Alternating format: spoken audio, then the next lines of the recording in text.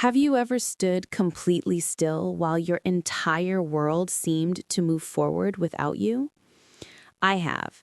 And it's a haunting, lonely feeling that I wouldn't wish on anyone. Welcome, everyone, to the English Leap podcast, the ultimate destination for mastering the English language and fundamentally transforming your life. I am Sasha, and I am joined, as always, by my incredible co-host, Max. Max, what's on your mind today? Hello, Sasha. I am feeling truly energized and ready to dive deep into our conversation. The very thought of today's topic has me excited. How are you feeling? I am wonderful. Thank you. You know, just yesterday, I found myself in a moment of quiet reflection, and a powerful question surfaced in my mind. Why is it that certain individuals manage to completely reinvent their lives, turning their dreams into reality, while others remain trapped in the same cycle, year after year? I have absolutely pondered that very same thing. You observe a person transition from a place of difficulty to a position of remarkable success, and you can't help but wonder, what is their hidden formula? Is it merely a twist of fate, pure luck? Or is there a distinct, deliberate process they are following that sets them apart? That is precisely it. And it immediately took me back to the early days of my own English learning journey. In the beginning, the task felt monumental, utterly impossible. The endless lists of vocabulary, the intricate grammar rules, it was all so overwhelming.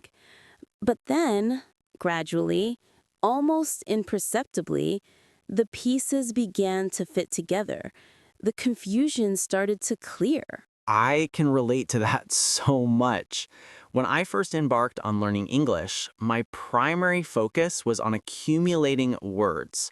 I kept telling myself, if I could just memorize more vocabulary, fluency would be mine. But I soon discovered it was about so much more than that. It was about constructing solid habits, altering my fundamental perspective, and most importantly, consistently applying the knowledge I was acquiring. And that is when the profound realization struck me. This principle applies to every aspect of our existence. Monumental, life-altering transformations do not occur in an instant. They are not the product of a single colossal decision made on a whim. True change is forged in the small, seemingly insignificant choices we make each and every day. It is the accumulation of these tiny daily improvements. And that is the very heart of what we are exploring today, the practical steps to change your life. But there is even more. In this episode, we will also be introducing a selection of intermediate level words and phrases. That is correct, and we will examine them in greater detail later in our dedicated vocabulary segment, where we will break down each term, explain its definition, and demonstrate how to use it effectively in everyday conversation. So please stay with us until the very end. By the time this episode concludes, you will not only possess a clear, practical blueprint for personal change, but you will also have enriched your English with new vocabulary to help you express these transformative ideas with greater clarity and confidence. You know, Max, reflecting on our conversation so far, this idea that life evolves through small, consistent steps, it makes me question why so many individuals find it incredibly difficult to even initiate those first steps. That is an excellent question. The concept of change sounds so thrilling, doesn't it? A new chapter, a fresh beginning. But here's the reality that most of us confront.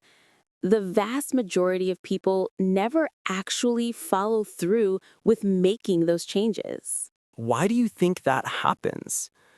Because change is genuinely challenging. We should discuss the most common reasons people feel paralyzed and unable to move forward. Yes, first and foremost, there is the overwhelming fear of failure. So many people are haunted by the question, what if I try and I fail? But I always like to counter that with another question. What if you try and you succeed? Every single person we consider successful has encountered failure along their path. The critical distinction is that they persisted, they continued moving forward. Exactly. The second major reason is a lack of clear direction. Some people have a deep, intuitive sense that they want a better life, a more fulfilling existence, but they're completely lost when it comes to knowing where to begin. They operate under the misconception that they need a flawless, detailed plan before they can take their first action. And then we have the destructive power of negative self talk, that internal voice that whispers things like, I'll never be good at this, or I'm just not a language person. These limiting beliefs halt progress before it even has a chance to begin. They build a wall before the first brick is even laid. Finally, we come to one of the biggest traps of all, waiting for motivation to strike. People often declare, I'll start when I feel ready. But I want to share a fundamental secret with everyone. Motivation almost always appears after you have taken action, not before it. You can't wait for the feeling to come to you.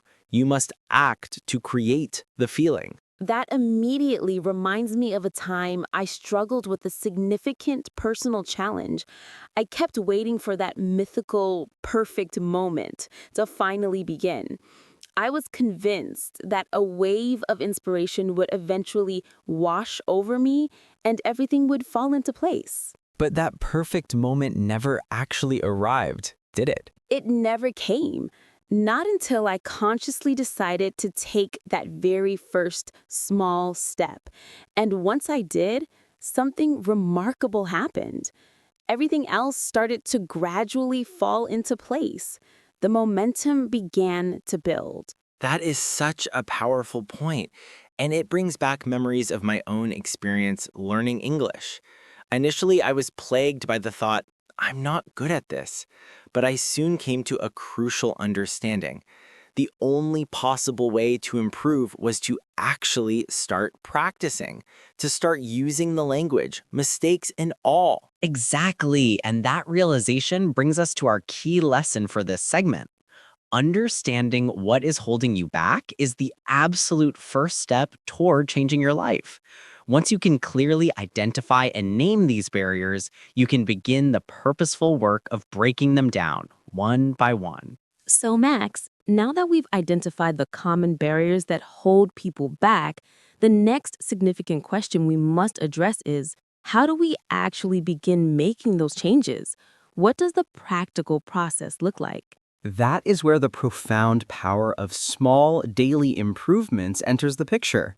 People often operate under the illusion that they need a dramatic, overnight transformation to be successful, but the truth is that genuine, lasting change happens gradually through consistent, small efforts. Have you come across the concept known as the 1% rule? Yes, absolutely. It's a fascinating principle. The idea is that if you can improve by just 1% every single day, the compounding effect of that small effort means you will be 37 times better by the end of a single year. It seems almost unbelievable, but the math is compelling. It truly is. This happens because those tiny, consistent efforts accumulate over time, much like compound interest in a savings account. You're essentially earning interest on your personal growth. A small deposit of effort today builds a fortune of skill and progress in your future. Precisely, and this concept is directly tied to the immense power of our habits. James Clear explores this in depth in his book Atomic Habits. He explains how our daily habits, more than anything else, ultimately shape our identity and our destiny. Small changes might not seem significant or impressive at first, but over time, they actively redefine who we are as people. Right. It can be something as simple as reading for just 10 minutes a day, practicing your English for 5 minutes daily, or consciously making an effort to replace a negative thought with a positive affirmation.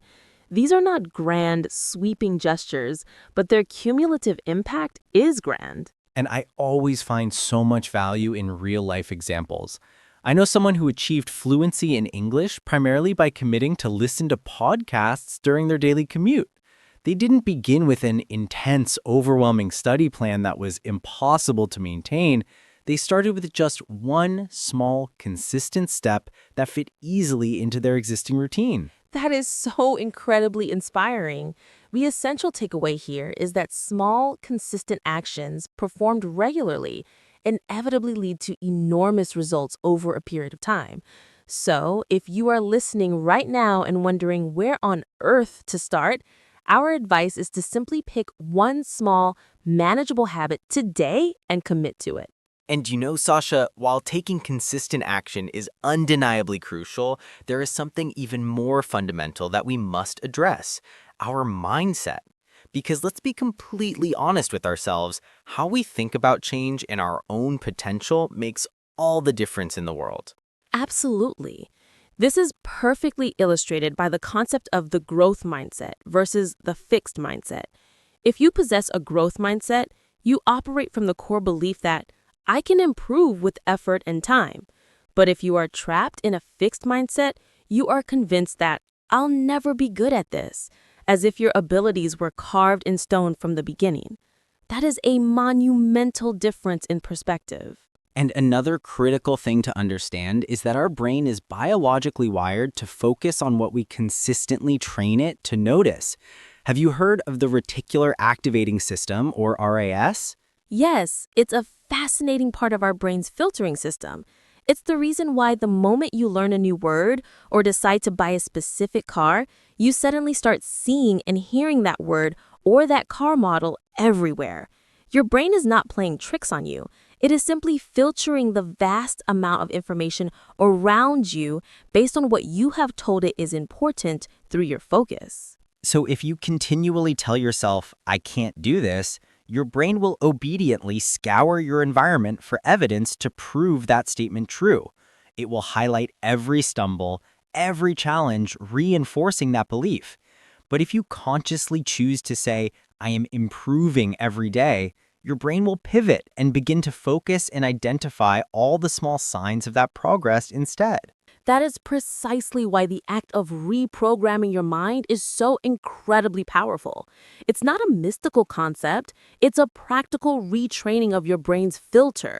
3 highly effective ways to accomplish this are through the dedicated practice of affirmations, visualization, and gratitude. Right. Positive self-talk, such as repeating the phrase, I am getting better every day, actively helps to reshape our internal thought patterns over time.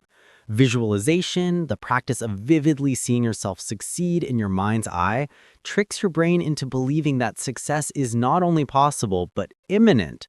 And let's not forget the profound practice of gratitude. When you make a habit of focusing on what is already going well in your life, you train your brain to seek out and recognize opportunities instead of constantly seeing obstacles. That is the true power of mindset. It's not magic, it's about the deliberate and consistent training of your brain to work for you, to become your greatest ally in your journey of growth, rather than an obstacle holding you back. So true. Now that we've thoroughly explored the immense power of mindset, there's another pervasive obstacle that holds people back: the dangerous habit of waiting for the right moment to start. So many individuals are convinced that they need to be completely ready, to have all their ducks in a row before they can possibly take action. Yes, and here is the fundamental truth we all must confront. You will never feel fully ready. That feeling of perfect preparedness is a myth. If you wait for it, you will be waiting forever. Action must come first. Exactly. Confidence does not precede progress. Progress builds confidence. I remember this so clearly from my own English learning journey. I hesitated for the longest time to actually start speaking with people. I was frozen by the thought, what if I make mistakes? What if I sound foolish? That is so incredibly relatable. I think every language learner has been there. But when you finally gathered the courage to take that first step, and start speaking, what happened? What shifted for you? Well, once I pushed past the fear and started speaking, I had a crucial realization. Making mistakes was an essential, non-negotiable part of the learning process. It wasn't a sign of failure, it was a sign of effort. Every single conversation, even those filled with errors, quietly built my confidence. I wasn't perfect, far from it, but I was undeniably improving, and that was the key. And that is the key for everyone. There's a concept I absolutely love and live by. Done is better than perfect. Too many people delay taking action indefinitely because they're striving for an unattainable ideal of perfection. But in reality, imperfect action is always, without exception, better than no action at all. A messy start is infinitely more valuable than a perfect plan that never leaves the page. Right. If you wait for perfection, you will never get started. This applies universally, whether it's learning English, starting a new fitness routine, or making a significant life change. The most important thing is to simply begin. Those small, imperfect steps, consistently taken, will lead to remarkable improvements over time. So, here is a quick and powerful challenge for you, our listeners. I want you to think of one thing you've been postponing. It could be practicing your English speaking, starting a workout routine, or even reaching out to someone for guidance or help. And then I want you to commit to taking just one small step toward it today. Not tomorrow, not next week, but today. Because action, however small, creates momentum, and that momentum in turn builds the confidence you need to continue. That's absolutely right. Small, consistent actions performed over time create massive, lasting change. So let go of the need for the perfect moment. Make today the day you start. Choose now. Speaking of taking action, have you ever stopped to notice how profoundly our surroundings influence our habits and decisions? It's not just about our internal willpower, it's also about who and what we surround ourselves with daily. Our environment acts as a silent architect, constantly shaping our behaviors. Absolutely. The people you choose to spend your time with, the media and content you consume, and the mindset you deliberately cultivate all play a monumental role in designing the life you live. You cannot underestimate the power of your ecosystem. Yes, there's a famous and deeply insightful saying: you are the average of the 5 people you spend the most time with. Think about that for a moment. If you are constantly surrounded by negative, unmotivated, or pessimistic individuals, it becomes an immense challenge to maintain your own motivation and positive outlook. But the reverse is also powerfully true. If you intentionally surround yourself with positive, goal driven, and growth oriented people, their energy, their habits, and their ambition will naturally begin to rub off on you. You start to rise to their level almost without realizing it. That is so true. So the practical question becomes, how can we consciously create an environment that actively supports our growth and aspirations? First, you can start by curating your digital and intellectual inputs. Follow inspirational people, whether they are authors, motivational speakers, or even social media accounts that share uplifting and educational content. By consistently exposing yourself to positive and ambitious influences, you will find your own mindset gradually shifting in that direction over time. Absolutely. And another tremendously effective strategy is joining online or local learning communities. There are countless groups dedicated to English learners, book clubs, and personal development. When you become part of a community that collectively values growth and learning, you naturally find yourself improving alongside them. It creates a powerful sense of shared journey and accountability. And just as important as adding these positive influences is the conscious effort to reduce your exposure to negativity. This could mean setting boundaries and limiting the time you spend with people who constantly complain or drain your energy. It might also involve cutting down on consuming negative news cycles or social media content that leaves you feeling anxious or discouraged. hmm That reminds me so much of when I was in the earlier stages of learning English. I felt completely stuck and isolated until I finally joined a dedicated English learning community.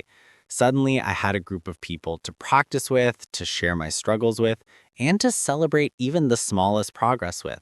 That sense of connection and shared purpose made the world of difference for me.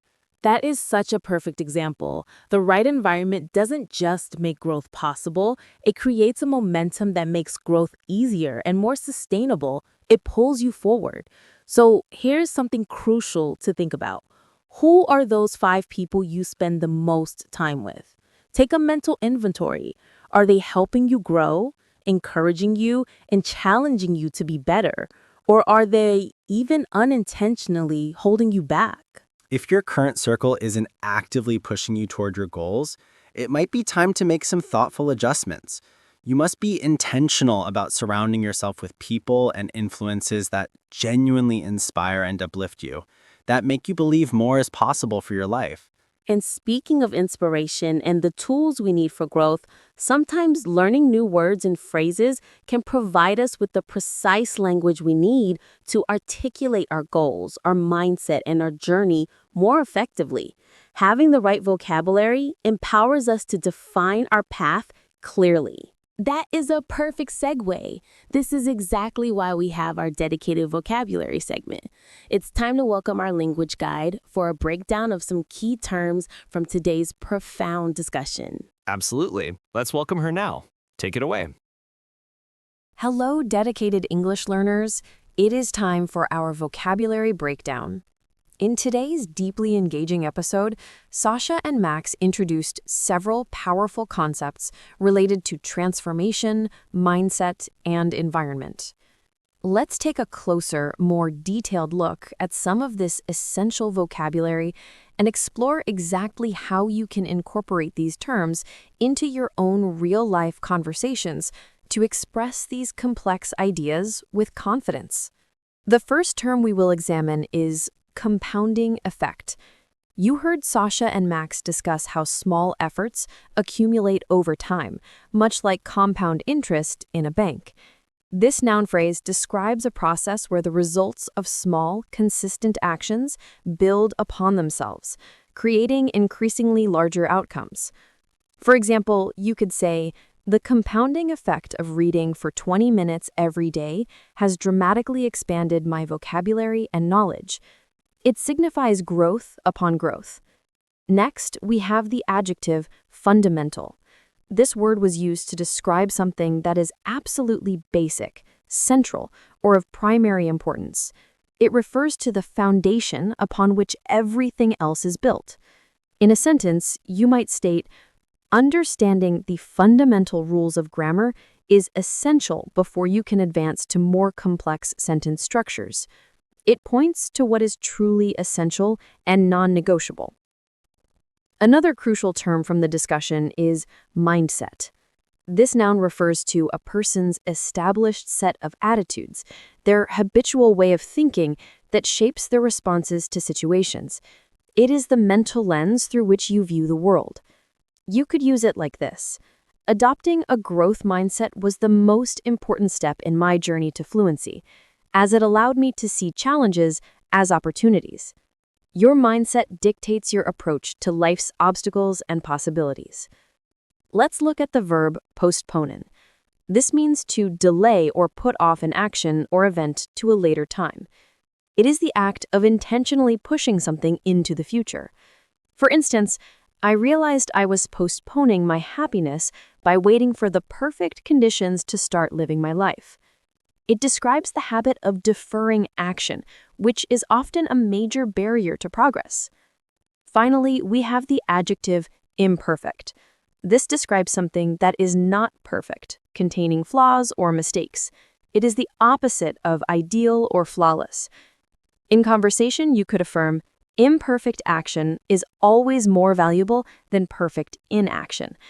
This word embraces the beauty and necessity of starting despite not having everything perfectly figured out. Let's continue with another vital term, monumental. This powerful adjective describes something that is exceptionally great, important, or of a very large scale. It is often used to emphasize the significance of an achievement or a challenge.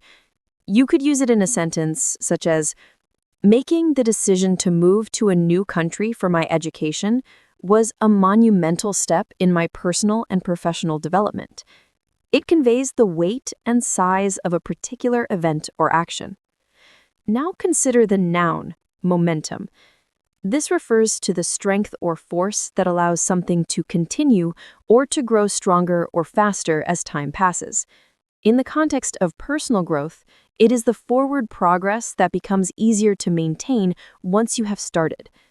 For example, after the first few successful conversations, I felt a growing momentum in my English speaking abilities, and practice became much easier.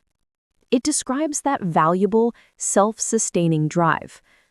Another key word is mythical. This adjective describes something that is based in myth or legend, something that is idealized or perhaps not entirely real. It often refers to a concept that people believe in but may not exist in reality.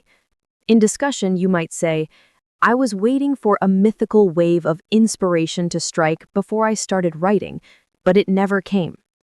It points to an idealized and often unattainable concept. We also have the phrase non-negotiable. This is used to describe something that is not open for discussion or change.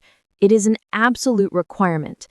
It signifies a firm boundary or an essential principle. You could state, my daily 30-minute practice session is non-negotiable. It is the foundation of my progress. It communicates unwavering commitment and priority. And that concludes today's vocabulary breakdown. I hope these words and phrases empower you to articulate your own journey of change with greater precision and confidence. Now back to you, Sasha and Max. Thank you so much for that incredibly useful and practical vocabulary breakdown. Those are precisely the kinds of words that can help us articulate our transformative journeys with much greater clarity and power. I completely agree. So, Sasha, if we had to distill everything we've discussed today, the barriers, the small steps, the mindset, and the environment, into one single powerful takeaway for our listeners, what would that central message be? That's the crucial question. I would say the core message is this: you possess far more control over the direction and quality of your life than you often believe.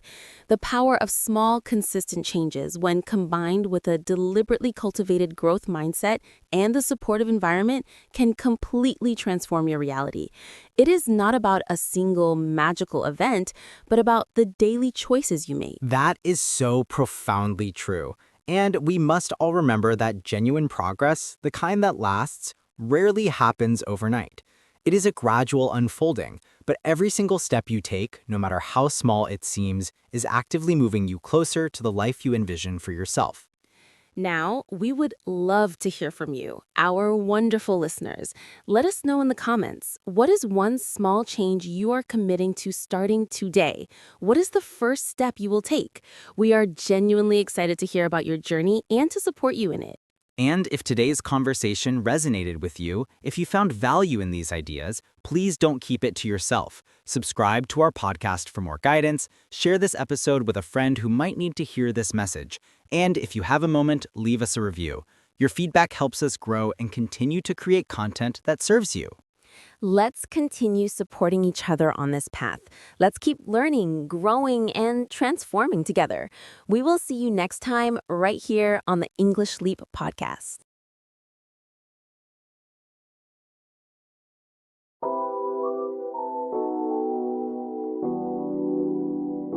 My heart was pounding, a frantic drum against my ribs as I stood frozen in that London downpour.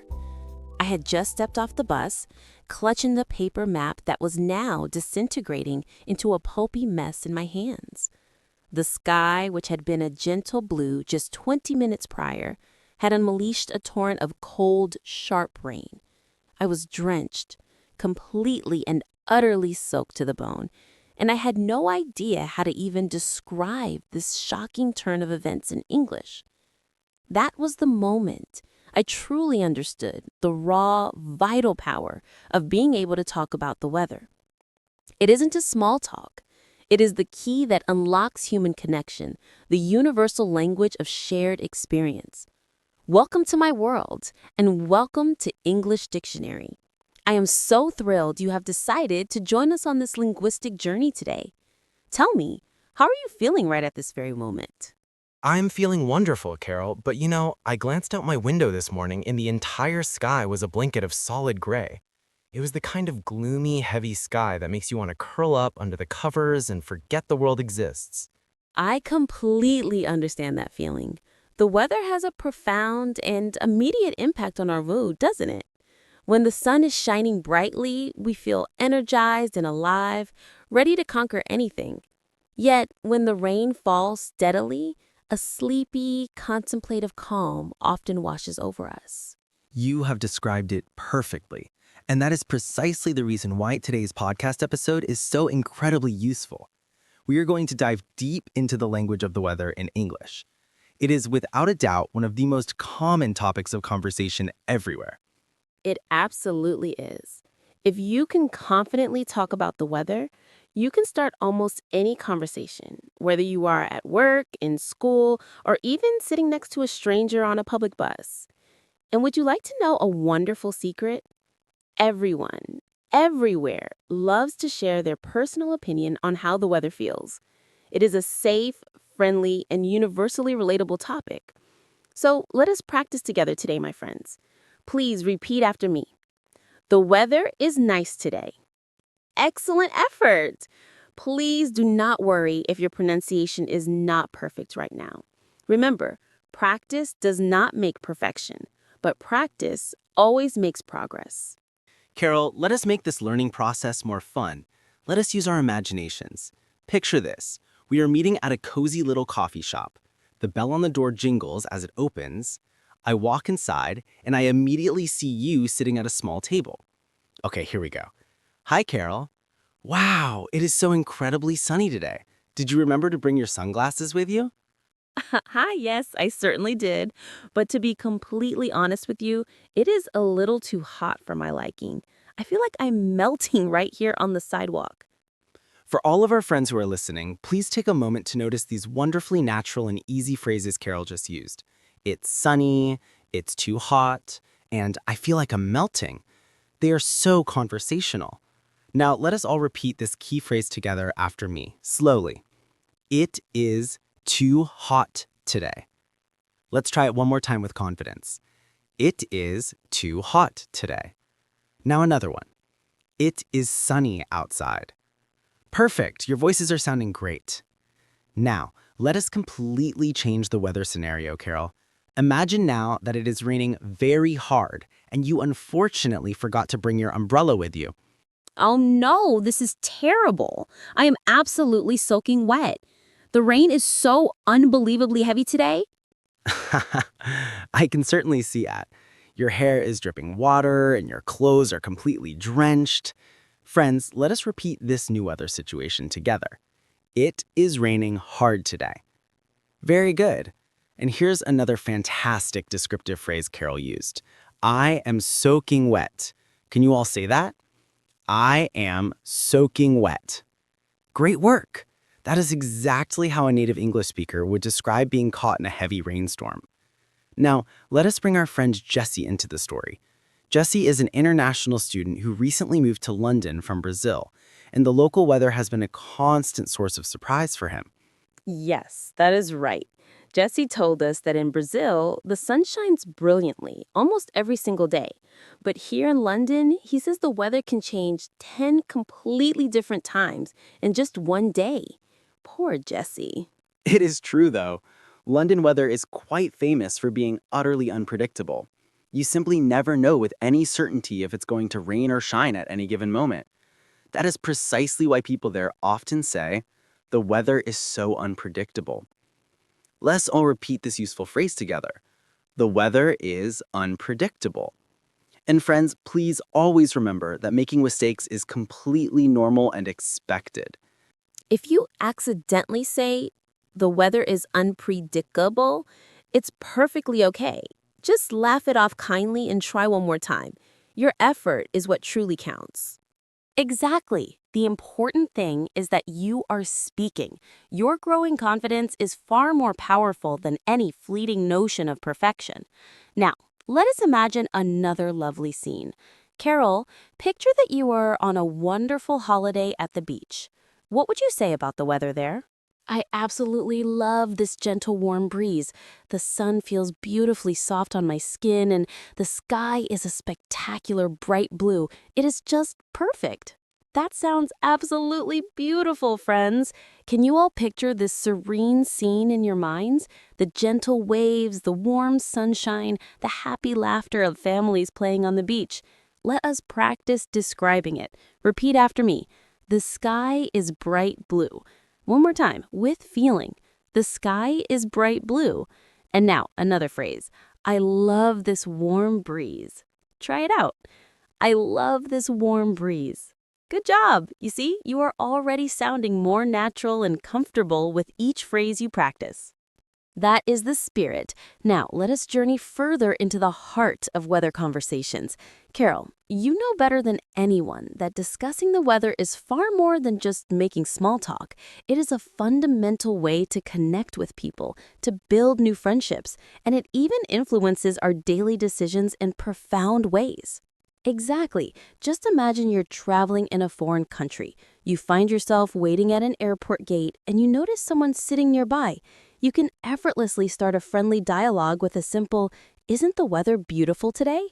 It seems so simple, but its power to open a door is immense. Friends, let us all practice that perfect conversation started together. Repeat after me with a smile in your voice. Isn't the weather beautiful today? Wonderful. That single sentence is your key to 1,000 potential friendships. Now, let us check back in with our friend Jesse, who is continuing his adventure in London. Do you remember Jesse? He moved from the constant sun of Brazil to the unpredictable climate of England, and his first week was filled with one weather surprise after another. Yes, he shared a story with us that perfectly captures the experience. He said one moment he was walking through the park enjoying brilliant sunshine. Then, without any warning, it began to rain steadily. Minutes later, to his absolute astonishment, the sky started spitting hailstones.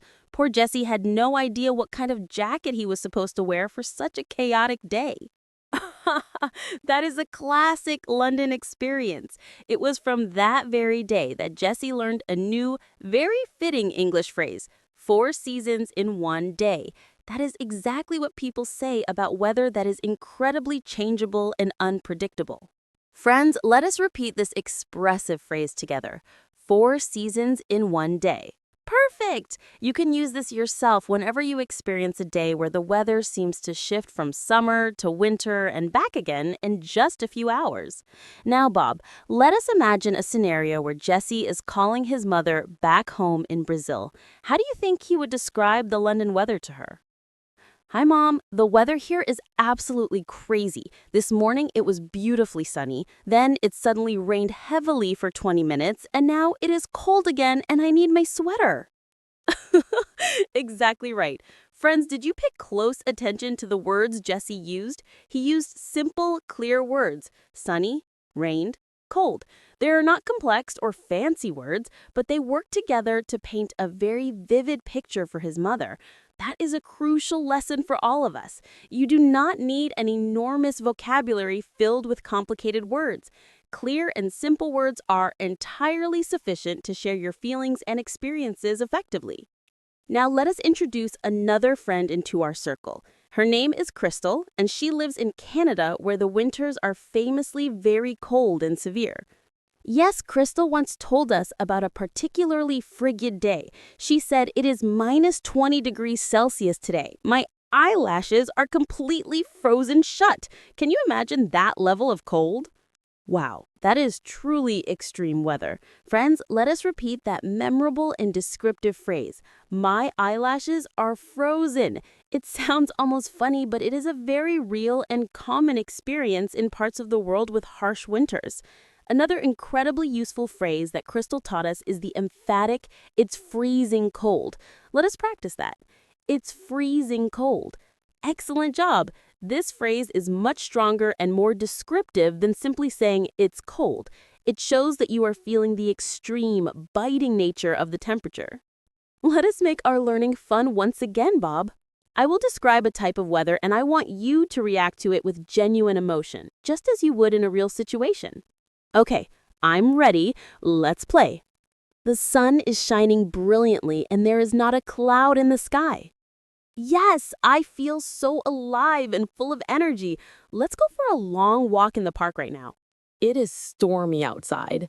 The wind is howling and you can see lightning flash in the distance. Oh no, I can hear the thunder rumbling. I feel a little scared. We should definitely stay safe inside until it passes. Friends, did you hear how Bob reacted with real feelings?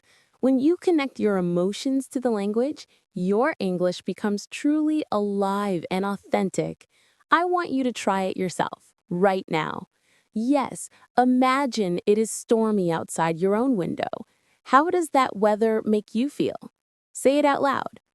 Maybe you feel nervous, or perhaps you feel safe and cozy inside your home. Remember, every single sentence you speak aloud is a step forward in your progress. Now, let's share a wonderful cultural tip that will make your English sound even more natural.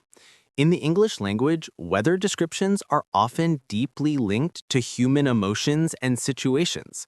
For example, we often use the phrase a sunny smile to describe someone's expression. Yes, that's a beautiful one. A sunny smile means a particularly bright, warm, and happy smile that seems to light up their entire face.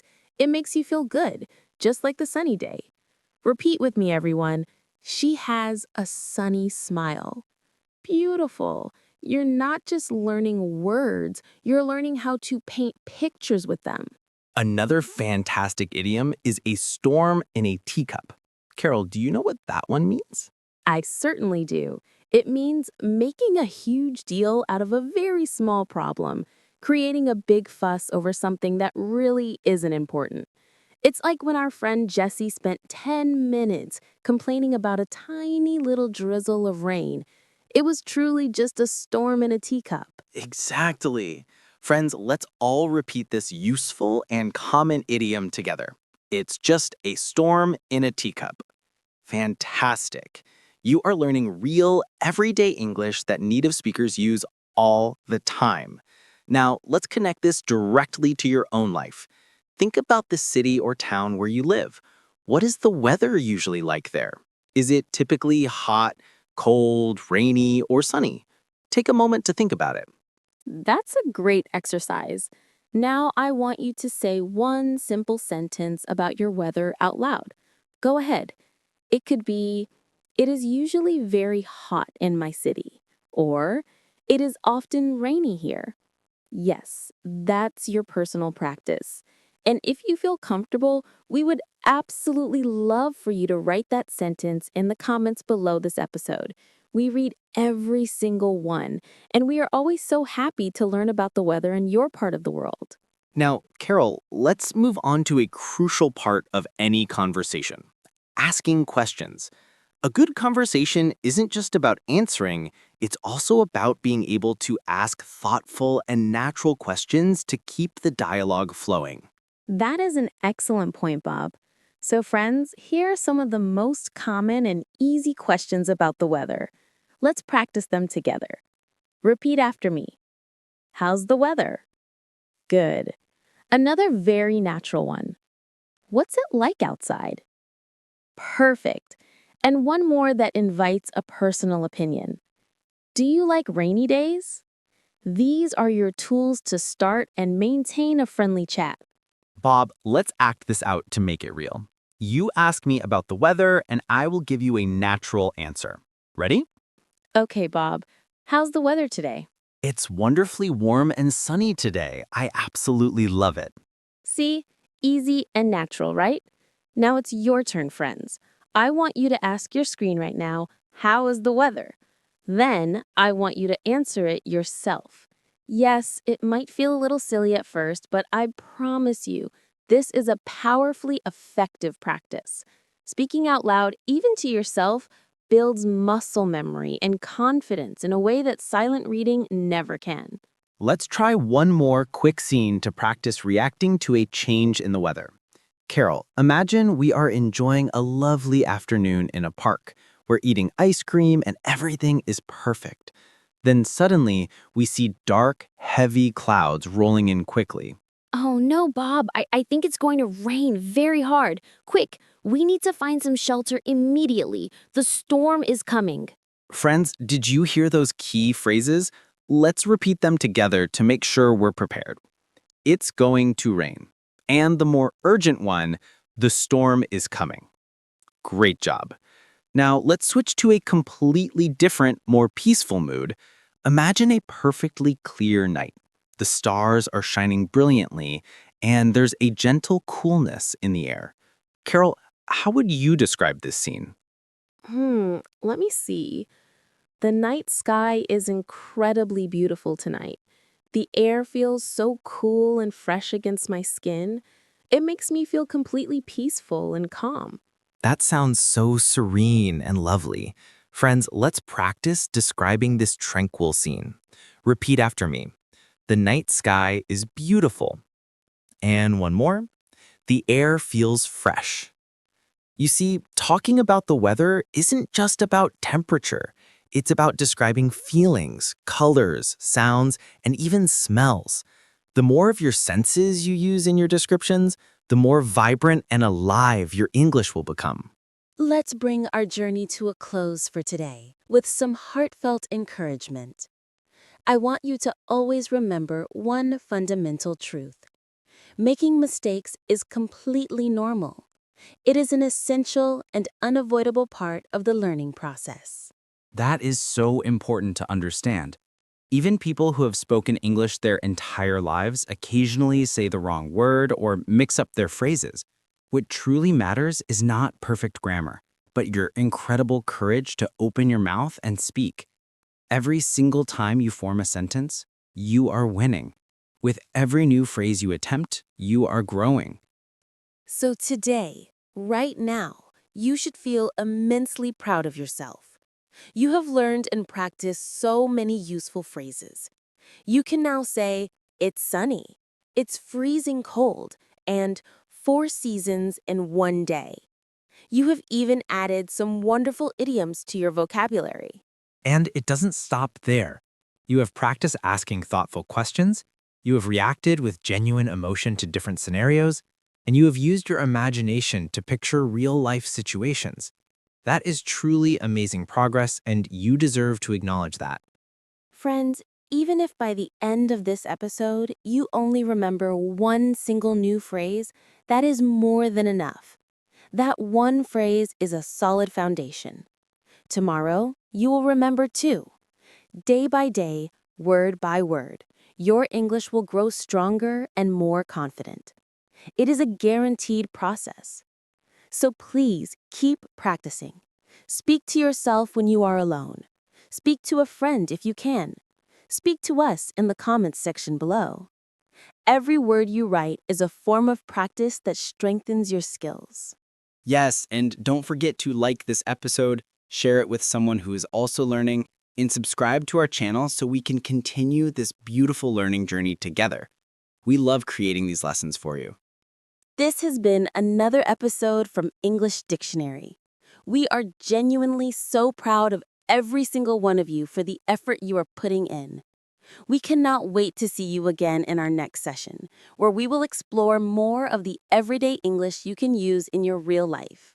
Until next time, our dear friends, stay positive in your outlook, stay curious in your heart, and may the weather in your heart always be warm and sunny. Keep smiling, keep learning, and most importantly, keep speaking.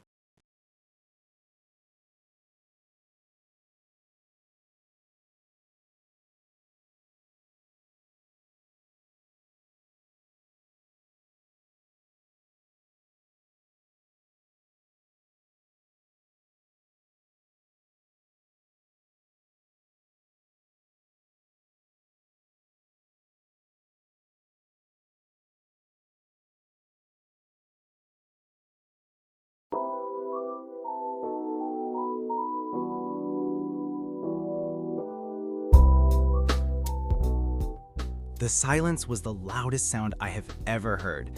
It was my turn to speak in a meeting, and while my colleagues' ideas had flowed seamlessly into my understanding, my own thoughts hit a solid wall between my brain and my tongue. That moment of mute panic, where knowledge and ability violently divorced, is a feeling I will never forget. If you have ever been held hostage by your own voice, if the words you understand so perfectly remain trapped inside when you need them most, then you have come to the right place. Your journey out of that silence starts now. Welcome, everyone, to a conversation that could change everything.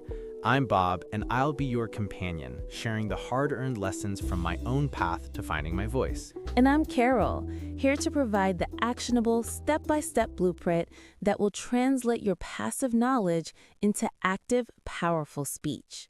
Today, we are confronting a universal struggle head-on: the immense gap between comprehending English and commanding it in conversation. This is not a sign of failure. It is the most common checkpoint on the road to fluency. The anatomy of this frustration is complex, but we will dissect it together. For me, it manifested in 1,000 small surrenders. Choosing to stay quiet in a group discussion rather than risk a flawed sentence.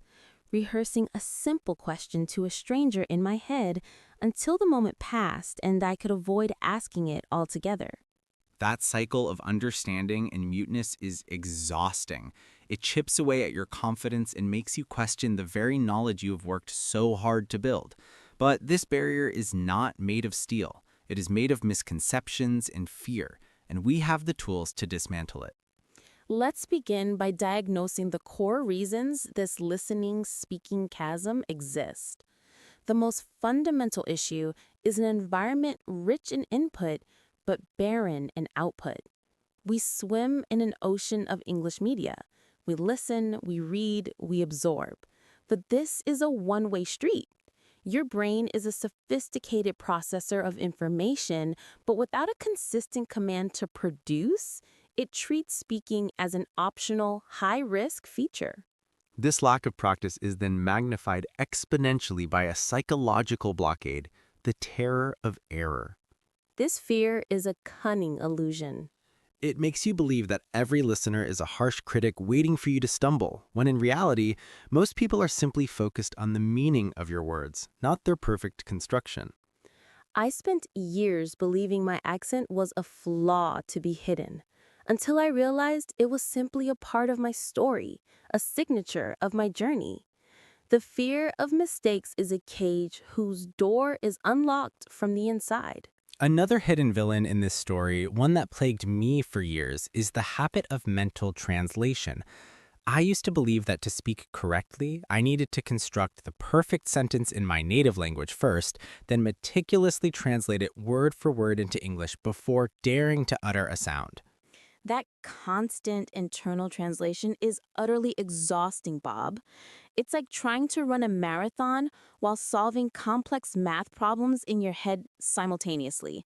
It slows down your speech to a crawl and prevents the kind of spontaneous, fluid conversation that defines true fluency. Your brain becomes a busy interpreter, not a natural speaker. Exactly, and it creates this frustrating delay. By the time I had finished translating my thought, the conversation had already moved on, leaving me with a perfectly formed sentence that was now completely irrelevant. I was always one step behind, trapped in a time lag of my own making. This highlights a critical point. Fluency isn't just about vocabulary and grammar. It's about speed. It's about the ability to think quickly in English. If your brain isn't trained to process and produce the language at a conversational pace, it's like trying to merge onto a high-speed freeway on a bicycle. The thinking speed barrier is real. I remember trying to keep up with native speakers and feeling like my mind was stuck in molasses. Their words flowed like a river, while mine felt like individual droplets needing to be painstakingly collected. It wasn't that I didn't know the words, it was that my brain hadn't yet built the neural pathways to access them instantly. And this brings us back to the most fundamental solution: practice. But not just any practice. It has to be the right kind of practice.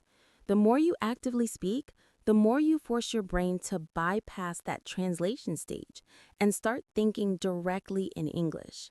You're essentially building a dedicated mental highway for the language. It's like working out a muscle, but for your mind. When you first start lifting weights, your movements are slow and uncoordinated. But with consistent repetition, your muscles learn the motion and it becomes smooth and automatic. Speaking English is the same. Your brain needs those repetitions to develop the cognitive muscle memory for fluent speech. That's a perfect analogy, Bob. Every time you speak without translating, you are strengthening those neural connections. You are teaching your brain that it can operate in English directly. This is why immersion is so powerful. It forces this direct pathway because you don't have the luxury of constant translation. So, how do we start building this mental agility? For me, it began with changing my internal monologue. I started consciously trying to think in English for small, simple tasks. While making coffee, I'd think, I am pouring the water into the machine, instead of thinking it in my native language first. That is a brilliant and accessible first step. It's a zero-risk environment. No one is listening, no one is judging. You're simply shifting the language of your thoughts. This practice alone begins to rewire your brain for direct access, cutting out the middleman of your native tongue. It felt silly at first, I won't lie, but soon those simple thoughts became more complex. I'd start mentally rehearsing conversations I might have later in the day, all in English. This pre-programming made the actual conversations feel less daunting and much smoother. This proactive mental practice is a game changer. It prepares your brain for real-world interaction. Another method is to use fillers and connectors naturally. Instead of freezing during the translation process, learn to use phrases like, well, let me think, or that's an interesting point. This gives your brain a precious extra second to access the English directly without reverting to translation. Those little phrases are like life rafts in a conversation. They keep you afloat and engaged while you assemble your thoughts. They signal to the other person that you're still participating, which boosts your confidence immensely. You're no longer silent, you're thinking aloud in English. And let's not forget the role of vocabulary. When you learn a new word, don't just memorize its translation. Learn it in context. See it in a sentence. Hear it in a podcast. Try to use it in a thought or a sentence immediately. This helps anchor the word directly in your English network, not your translation network. So, to recap, we're fighting the translation habit and building thinking speed by practicing direct thought, using conversational fillers, and learning vocabulary in context. It's about making English the default language for your internal world, not just for external consumption. Now, let's tackle the first and most formidable wall, breaking the silence. Bob, how do we start dismantling this fear of speaking English? It's a mountain that seems so difficult to climb. The very first step, Carol, is the one we often resist the most: acknowledgement. We have to look that fear directly in the eye and accept that it's there. It's okay to feel scared. It's a normal human reaction to putting yourself in a vulnerable position. The goal isn't to eliminate the fear instantly. It's to stop letting it make the decisions for you. That's a powerful distinction. It's not about being fearless, it's about being brave. For me, it helped to personify the fear. I named it my critical critic. I would acknowledge its presence. Okay, I hear you. You're worried I'll sound foolish. And then I would make a conscious choice to speak anyway. I started to separate my identity from the critical voice in my head. I love that. It makes the fear an external force you can manage, not a part of who you are. And once you've acknowledged it, you start with small, almost microscopic steps. You don't run a marathon on your first day of training. For speaking, that first step could be simply greeting your neighbor in English instead of your native language. Absolutely. These small, low-stakes interactions are the training weights for your confidence. Another incredibly effective yet underrated method is mirror practice. I know it can feel silly at first, talking to your own reflection. It does feel silly. I remember feeling so self-conscious.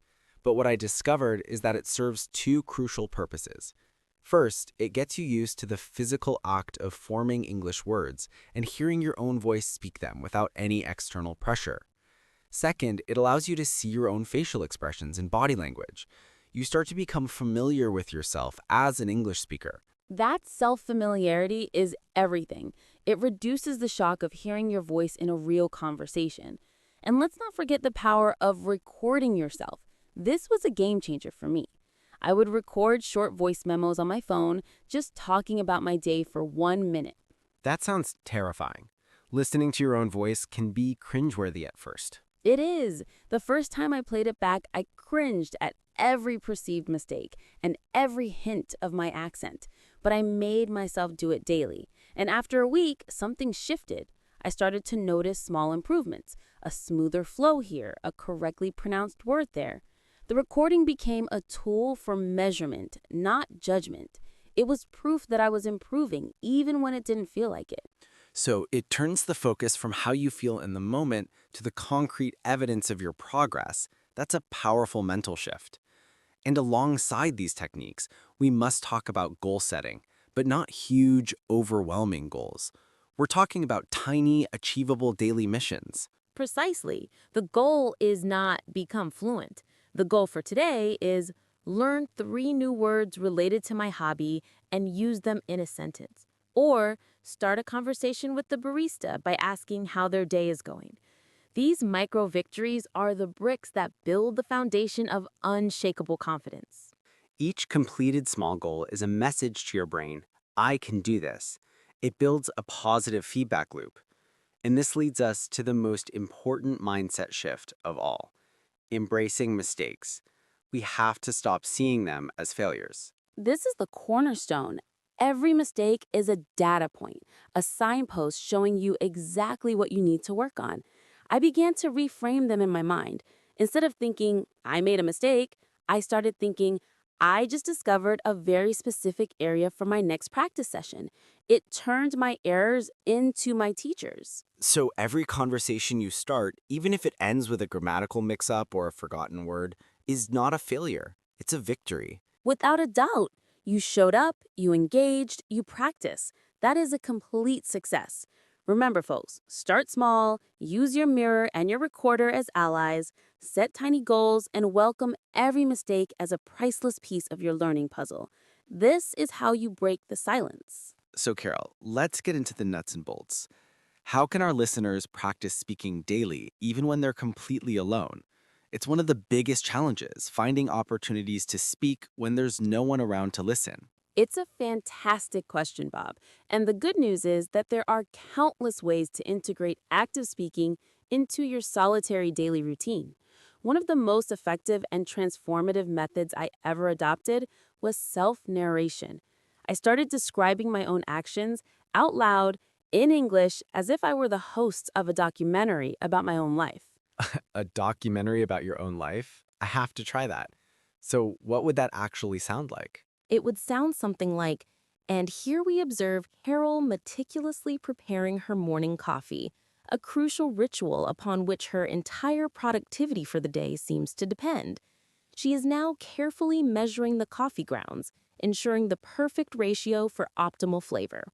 It feels theatrical at first, but it forces you to use vocabulary related to your immediate environment and actions, which is incredibly practical. That's actually a brilliant way to practice the present continuous tense and everyday vocabulary without any pressure. It connects the language directly to your physical reality. Another powerful tool that I relied on heavily was technology. There are numerous applications now that are designed specifically to listen to you speak and provide immediate feedback on your pronunciation. These apps can't replace the nuance of human interaction, of course, but they serve as an invaluable supplement. They are a judgment-free practice partner available 24/7.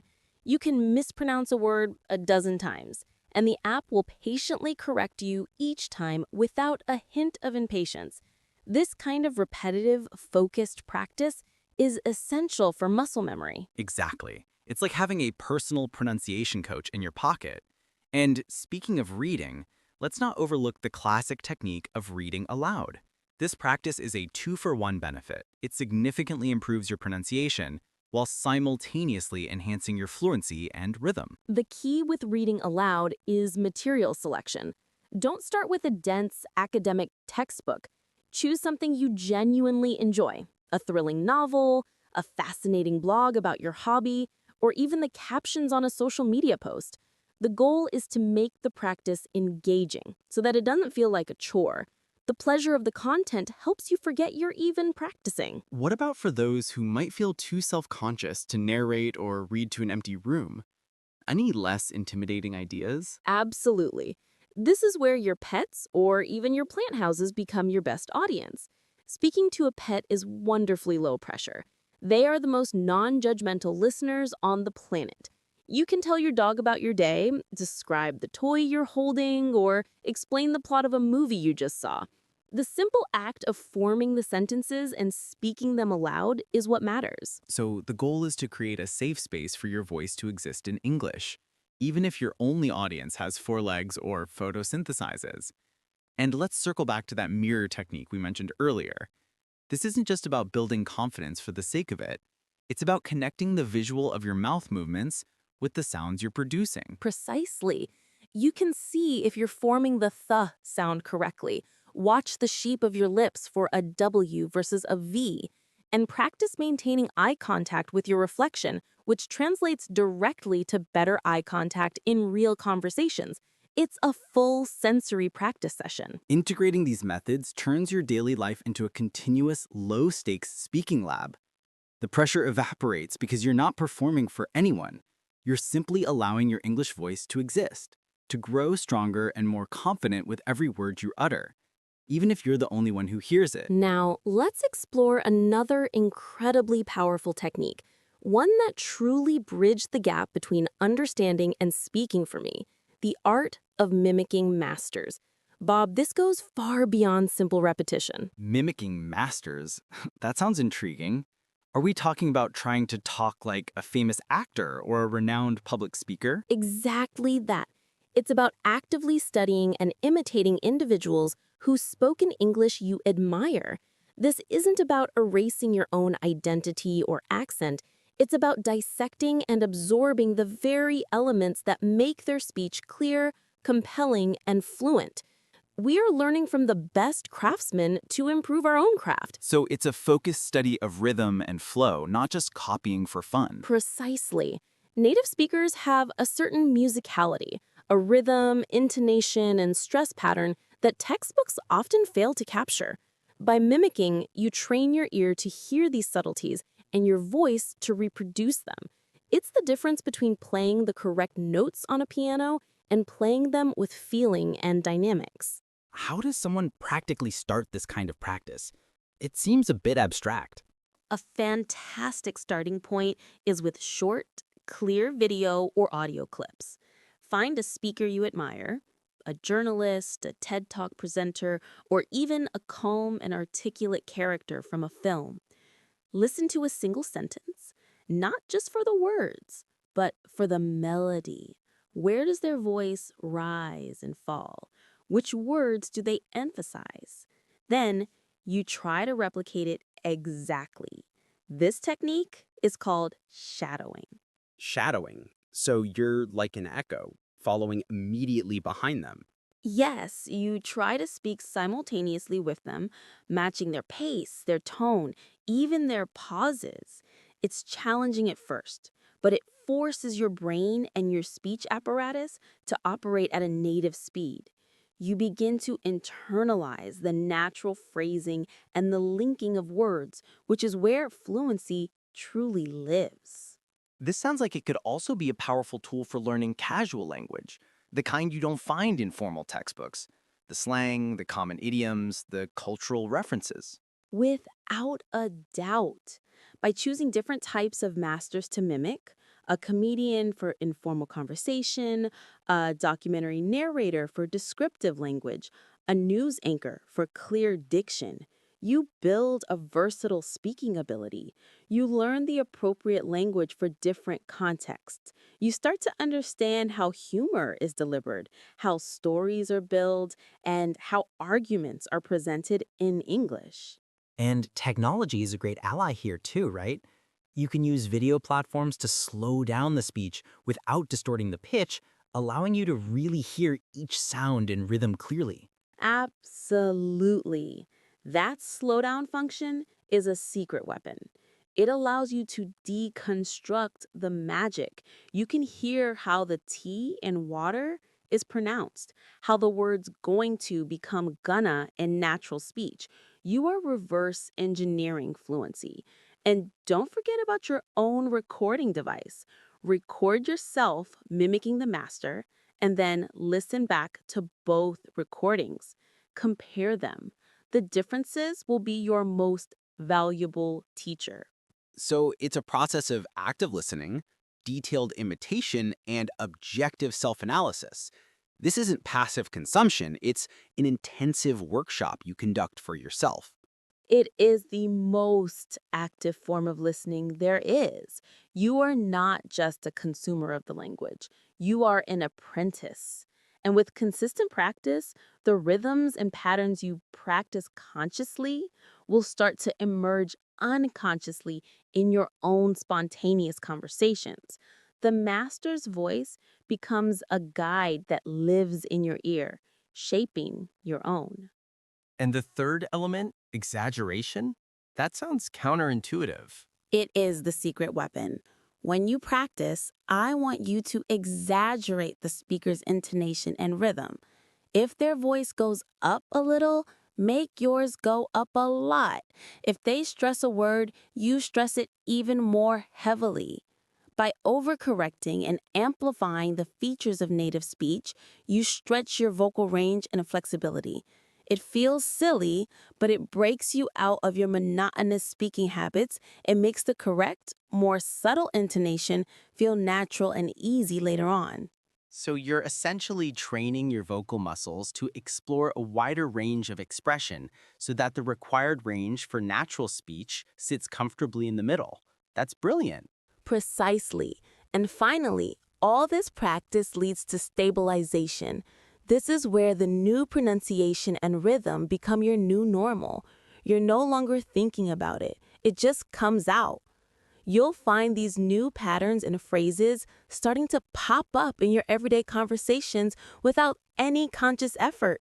That is the moment of true integration, where the master's skill becomes your own. So it's a cycle. Listen with precision, imitate with focus, exaggerate to learn, and then stabilize through repetition. This turns abstract advice into a tangible daily practice routine. It does. And remember, this isn't about losing yourself. It's about adding new tools to your toolbox. You are expanding your expressive capabilities in English, one meticulously practiced phrase at a time. Now, let's pivot to a strategy that fundamentally changed my relationship with English. The conscious shift from passive reception to active creation. Bob, this is about turning every exposure to the language into an opportunity for output. That sounds powerful, Carol. We live in a world saturated with English content, but you're saying we're not leveraging it fully. We're consumers when we need to be creators. Exactly. Passive reception is when you absorb language without any interactive engagement. It's watching a movie for the plot, listening to a song for the melody, or reading an article just for the information. Your brain is in a receptive but largely inactive state regarding language production.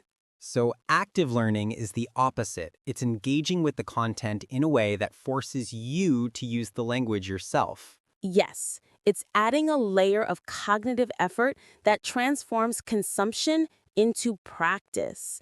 Let's start with something simple, reflection. After you watch a YouTube video or listen to a podcast, don't just move on to the next one. Pause. Ask yourself questions in English and answer them out loud. What was the main point the presenter made? Do I agree with their argument? How would I summarize this in 3 sentences?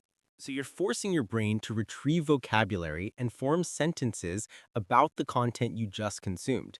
You're having a conversation with yourself about it. That seems like a zero-cost way to generate speaking practice. It is. Another powerful method is repetition and shadowing, which we touched on, but let's apply it directly to passive activities. While watching a show, pause after a character delivers a clear line. Repeat it immediately, trying to capture their exact intonation. This is active learning. You are moving from hearing to doing in seconds. And what about reading? Many of our listeners read in English, but that's often a passive activity too. A fantastic way to activate reading is through summary. After finishing a chapter of a book or a long online article, close it. Now, speak a 1-minute summary out loud. This is incredibly challenging.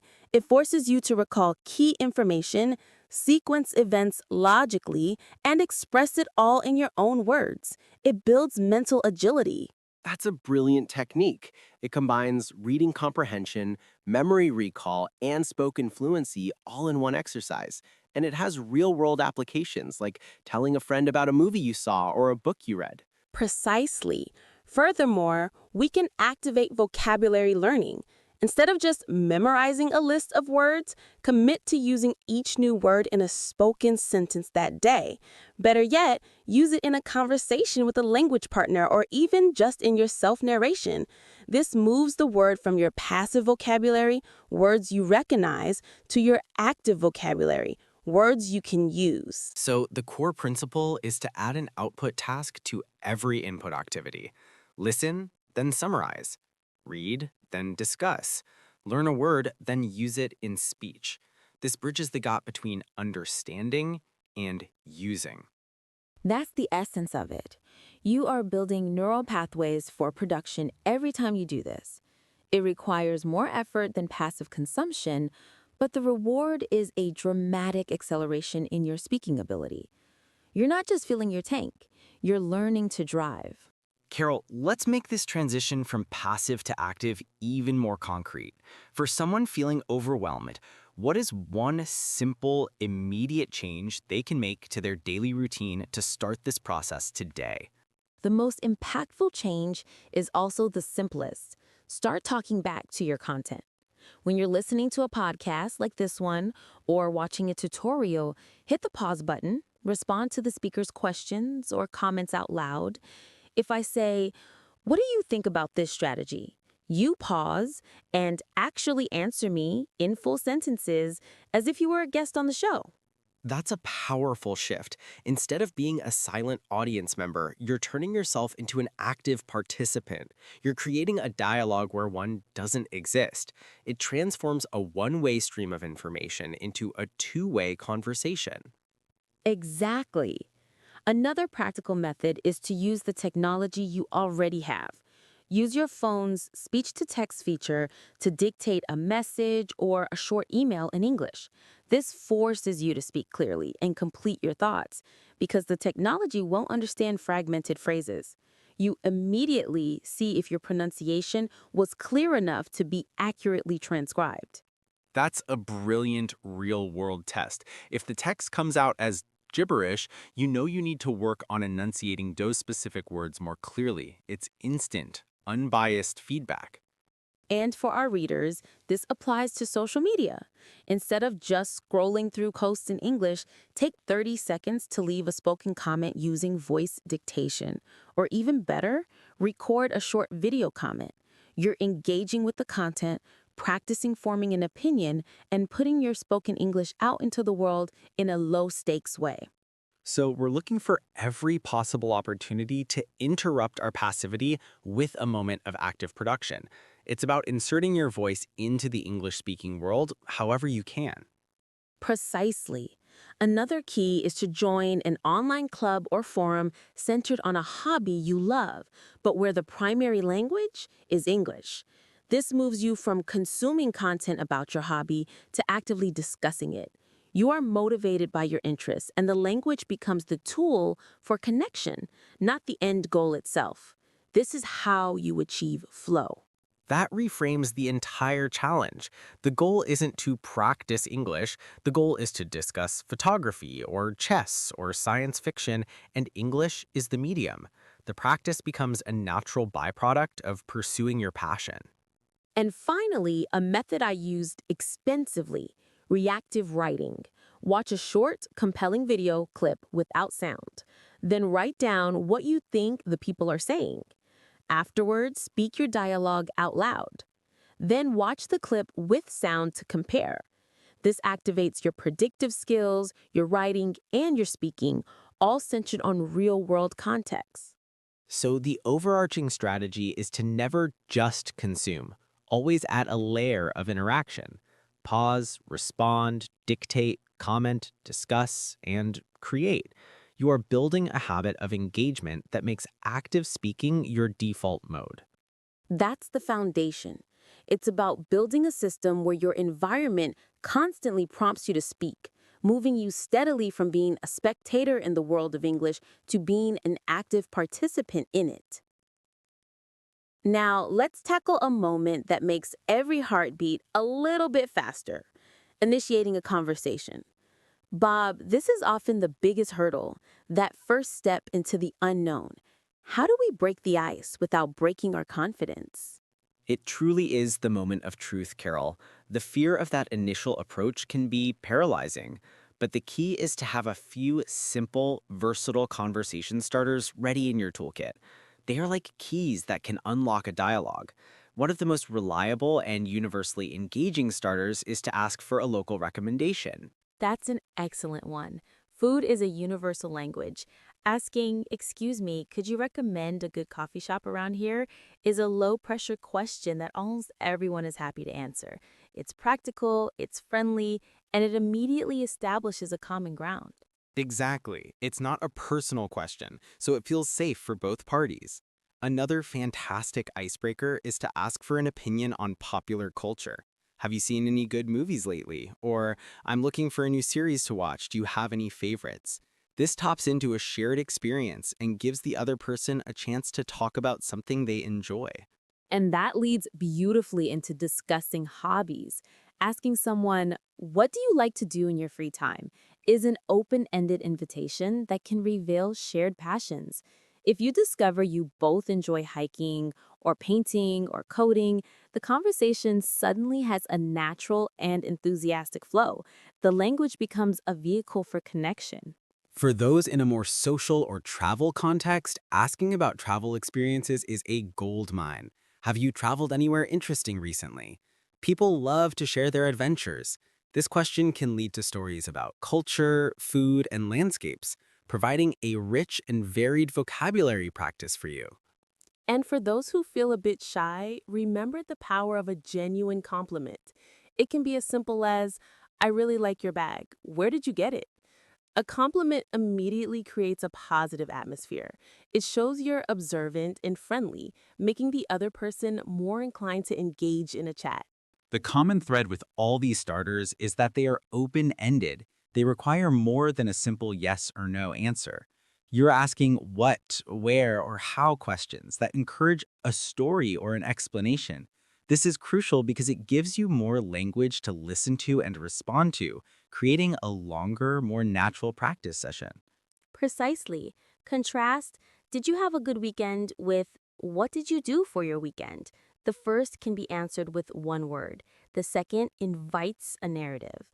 Your goal is to invite that narrative. And remember, the more you use these starters, the more automatic they become. The initial anxiety will diminish with each successful attempt. So, to our listeners, your mission is to choose one of these starters this week. Asking for a recommendation, discussing a show, exploring a hobby, sharing a travel memory, or giving a compliment. And use it just once. That single victory is a monumental step toward conversational fluency. Carol, let's say our listener has successfully started a conversation using one of these brilliant starters. The ice is broken, but now a new anxiety creeps in. How do you keep the conversation going? How do you prevent it from stalling after the initial exchange? This is where the real art of dialogue begins. This is the critical follow-up phase, Bob, and it's all about active listening and building on the threads the other person provides. The biggest mistake we make is thinking about what we're going to say next instead of truly listening to what is being said now. Your only job after asking the initial question is to listen for hooks, little pieces of information you can grab onto to ask a deeper, more specific question. So it's like being a detective in the conversation. If you ask about a movie recommendation and they say, I just saw a great sci-fi film, that's your hook. Don't just say cool and move on. Grab that hook. Ask, what was it about the sci-fi genre that you particularly enjoyed in that film? Or are you a longtime sci-fi fan? Exactly. You are mining their response for gold. This does two things.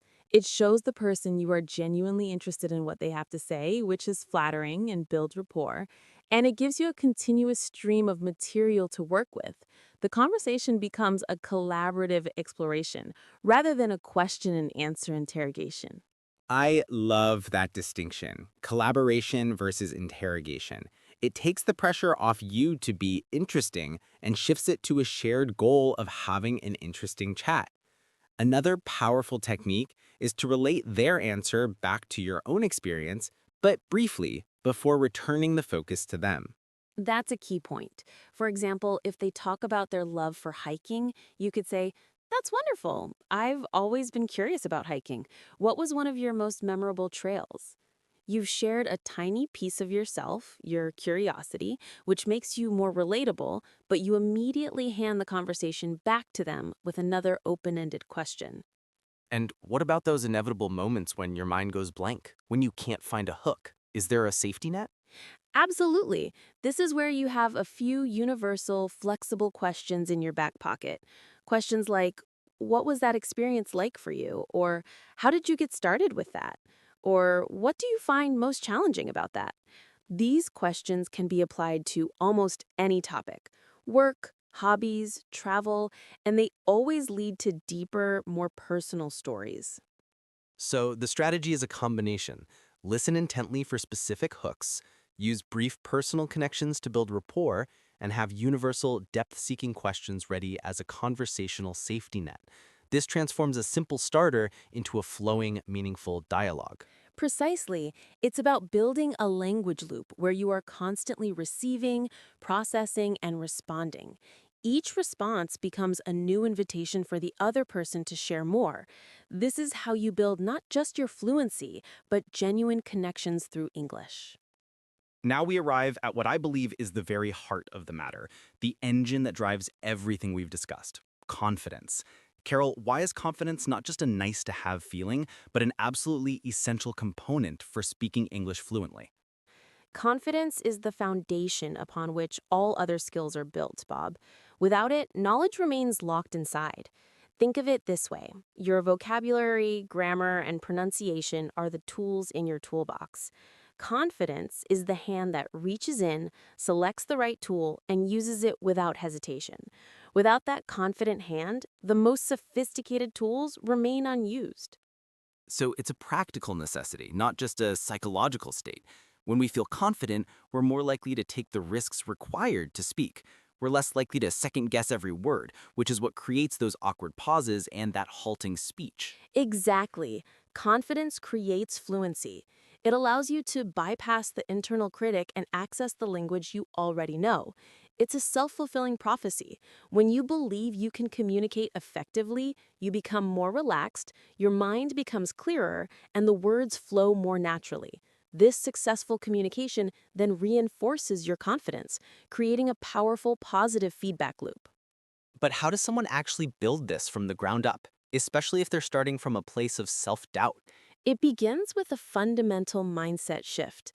Stop comparing your chapter 1 to someone else's chapter 20. You are on your own journey. The first step is to set microscopic, achievable goals that have nothing to do with perfection. The goal is not have a perfect 30-minute conversation. The goal is say hello to the shopkeeper in English today, or use one new word I learned in a sentence. I love that. These tiny victories are the bricks that build the mansion of confidence. Each one is a piece of evidence you can present to yourself, proof that you are capable and making progress. It's about collecting data points of success. Precisely. And intertwined with this is the radical acceptance of mistakes. We must reframe mistakes not as failures, but as the very mechanism of learning. Every time you make a mistake and the world doesn't end, you drain a little bit of power from that fear. You learn that communication is resilient. It can survive a wrong preposition or a mispronounced vowel.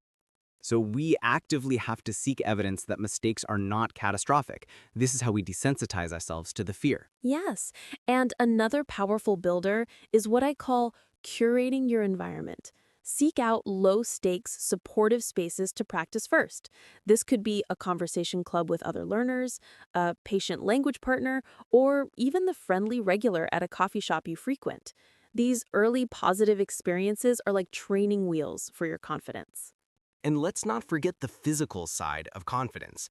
Our body language directly influences our mind. Standing up straight, making eye contact, and smiling, even when you're nervous, sends a powerful signal to your own brain that you are capable and in control. That's a crucial point. Physiology shapes psychology, so to build confidence, you must act as if you are already confident. The feeling will follow the action. It's about faking it until you become it. Every small conversation where you project confidence, however fragile, is another layer of foundation poured for your speaking ability. And so we reach the end of our discussion today, but this is truly just the beginning of your journey. Carol, as we wrap up, what is the one final piece of encouragement you would leave with our listeners who are ready to step out of the shadows of silence and into the light of conversation? The most important piece is this: you are not alone in this feeling. Every single fluent speaker you hear, every person you admire for their command of English, has stood exactly where you are standing right now. They have felt the fear, they have made the mistakes, and they have chosen to continue speaking despite them. Your journey is uniquely yours, but the path is well trodden and proven. You can do this. That's a powerful reminder. This isn't a mysterious talent bestowed upon a select few. It is a skill built through consistent, courageous practice. Let's do a quick recap of the core concepts we've explored together. We started by understanding the listening-speaking gap, acknowledging that it stems from a lack of practice, the fear of mistakes, and the exhausting habit of mental translation. We then discussed practical strategies to break the silence, from self-narration and mirror practice to using technology as a patient tutor. We emphasized starting small, setting achievable goals, and most importantly, embracing every error as a stepping stone, not a stumbling block. We dove into the advanced technique of mimicking masters, learning to absorb the rhythm and music of native speech through the PIES method: precision, imitation, exaggeration, and stabilization.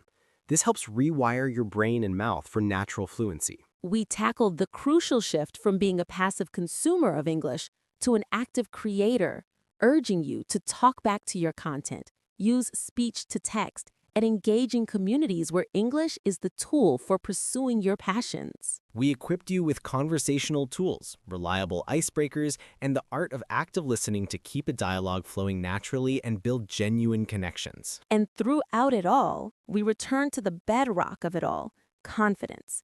Building it brick by brick with small victories, reframing mistakes, and carrying yourself with the posture of a speaker, even before you fully feel like one. So, folks, the microphone is now in your hands. The theory is complete. The rest is up to you. Take one single piece of advice from today and act on it. Right now, today. Speak one sentence to your mirror. Record one voice memo. Compliment one stranger. That first step is the most important one you will ever take. We believe in you. Remember, fluency is not a destination you arrive at. It is a path you walk every day with curiosity and courage. Thank you for allowing us to be a part of your journey. Keep practicing, keep speaking, and never, ever give up on your voice. This is Bob signing off with a heart full of hope for your success. And this is Carol, reminding you that your English voice is already within you, waiting to be heard. Until next time, keep practicing and stay confident.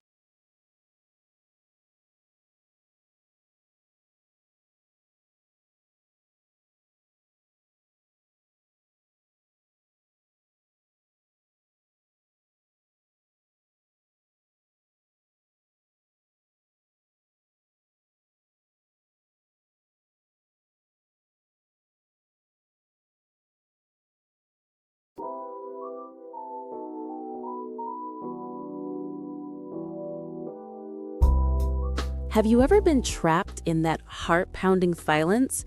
The kind where the English words you need simply vanish, leaving you stranded in the middle of a thought.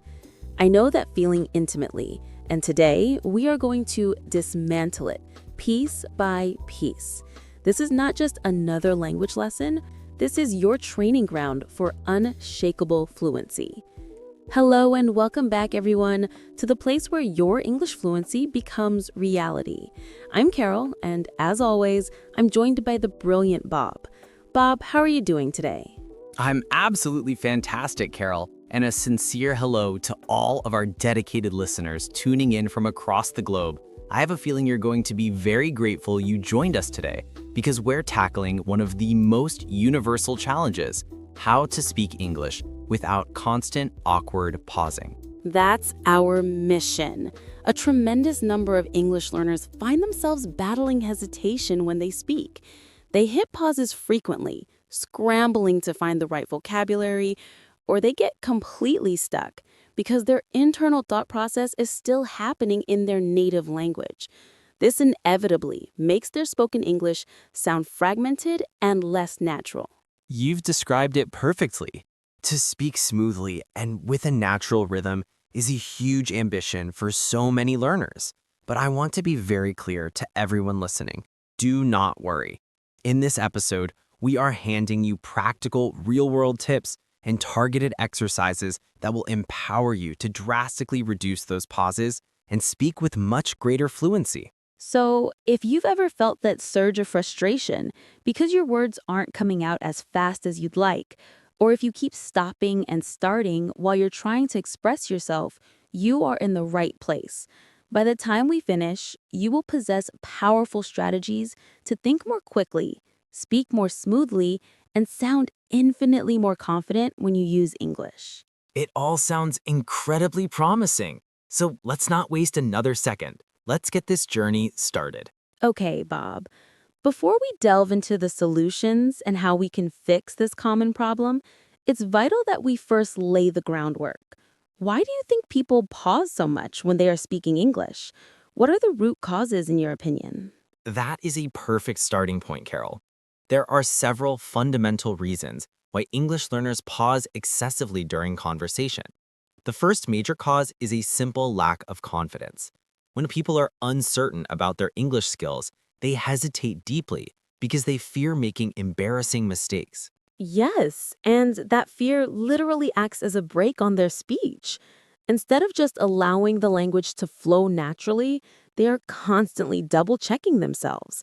It's like their brain is shouting, "Hold on, is this grammatically correct?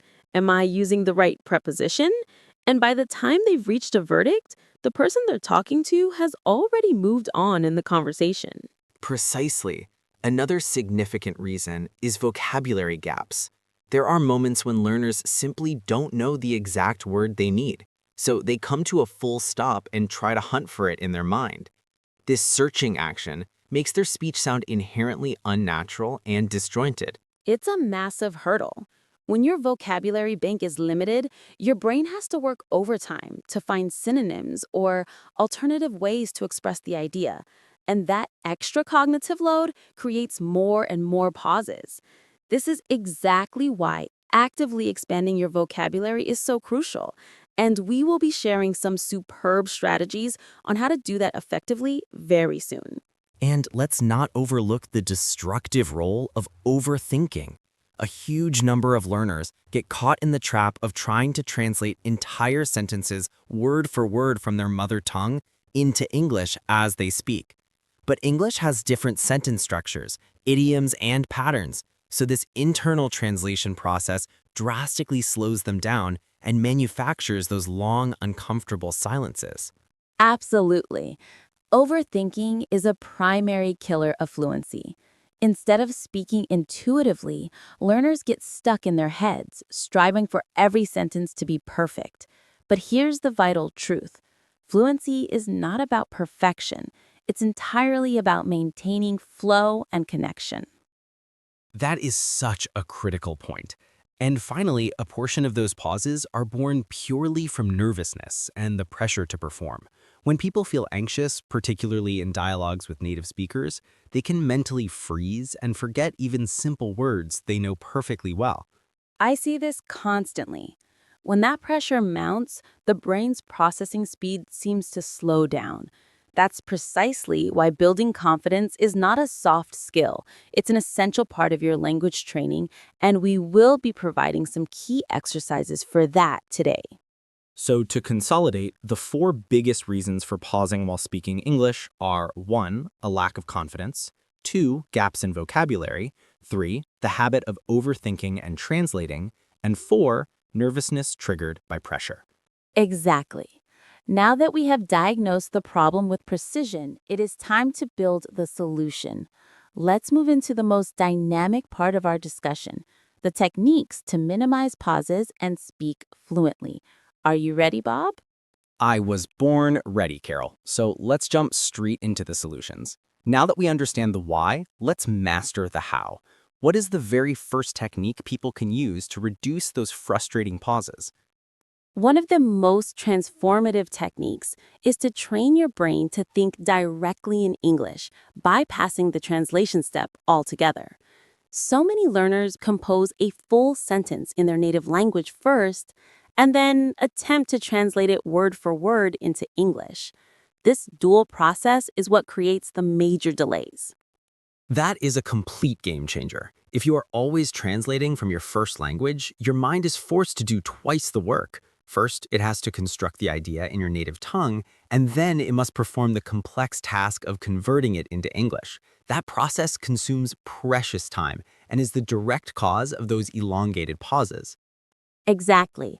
A superb way to practice the skill of thinking in English is to silently narrate your daily life using simple English sentences.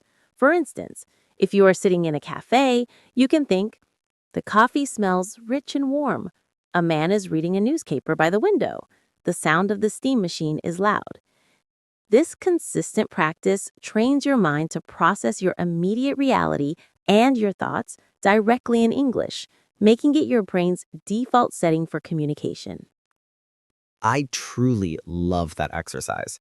It's simple, free, and you can do it anywhere without anyone even knowing. Now, here's another useful technique: the strategic use of filler words. I know some English purists frown upon them, but the reality is that native speakers use them constantly to maintain the rhythm of a conversation and to buy a moment of thinking time. That's so true. Filler words and phrases like, well, actually, so, and I mean, provide your brain with the crucial second to formulate the next part of your thought without creating a dead, awkward silence in the conversation. Instead of stopping completely and straining for a word, you can smoothly say, well, I believe that's a valid point, or, I once saw a film very similar to that. That is an excellent point, Carol. It makes you sound more natural and paradoxically more fluent because the flow of sound continues. Now, here is another profoundly powerful technique: shadowing. Are you familiar with this method, Carol? Of course. Shadowing is the practice of listening to a native English speaker and repeating what they say almost simultaneously, like a vocal echo. It forces you to speak quickly, match the rhythm, and articulate without pausing to overanalyze the grammar or word choice. Yes, you can do this with any English audio content, podcasts like this one, YouTube videos, or audiobooks. Simply play a short sentence, pause the audio, and immediately repeat it out loud, aiming to copy the speaker's intonation and speed as closely as possible. Over time, this trains your brain and your mouth to produce English sounds and sequences without conscious hesitation, building muscular and cognitive memory.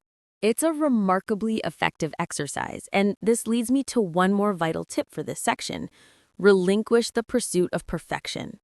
So many learners pause because they are terrified of making a grammatical error or mispronouncing a word. But in authentic communication, small mistakes are perfectly normal and are almost always forgiven. Absolutely. The primary goal is always to communicate your idea, not to deliver a grammatically immaculate speech. If you cannot instantly recall a specific word, do not shut down. Instead, Try to describe the concept or use simpler words. For example, if the word refrigerator escapes you, you could confidently say, the cold box where I keep my food fresh. That is a successful communication, and that is what true fluency is about. So to recap these first powerful techniques, number 1, cultivate the habit of thinking directly in English. Number 2, use filler words strategically to maintain conversational flow. Number 3, practice shadowing with native speaker audio. And number 4, abandon the goal of perfection and focus on getting your message across. These are fantastic foundational strategies, but we're just getting warmed up. Coming up next, we're going to dive even deeper into how to train your brain for faster speech and quicker responses. You will not want to miss this. So we've equipped ourselves with some immediate techniques to keep the conversation flowing. But what about the underlying engine, our brain? How do we train it to process and produce English at a much faster rate? That's the core of the issue, Carol. Techniques are the tools, but we need to upgrade the machinery itself. The first step in this cognitive training is to expand your vocabulary in a much smarter, more efficient way. This means learning phrases and full sentence patterns, not just individual isolated words. That is so critical. If your mental library only contains single words, your brain has to work tirelessly to assemble them into a coherent sentence in real time, which is a slow and painstaking process. But if you learn ready-made phrases, your speech becomes automatic. For example, instead of just memorizing the word suggestion, learn the entire phrase, I'd like to make a suggestion, or what if we consider another option? This way, when the situation arises, the entire chunk of language is ready to use, eliminating the pause for construction. Exactly. It's like using pre-made building blocks instead of crafting each brick from scratch while you're trying to build a house. And this leads us directly into the second brain training method, active listening. This isn't just about passively hearing English in the background. It's about engaging with the content deeply and analytically. Active listening means immersing yourself in podcasts, audiobooks, and conversations, but with a specific intent. You are not just a recipient, you are an analyst. As you listen, try to predict what the speaker is going to say next.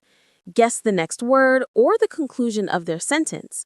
This forces your brain to operate on the same wavelength as the speaker, anticipating the logical flow of the language. I love that exercise because it turns listening into an interactive sport for your brain.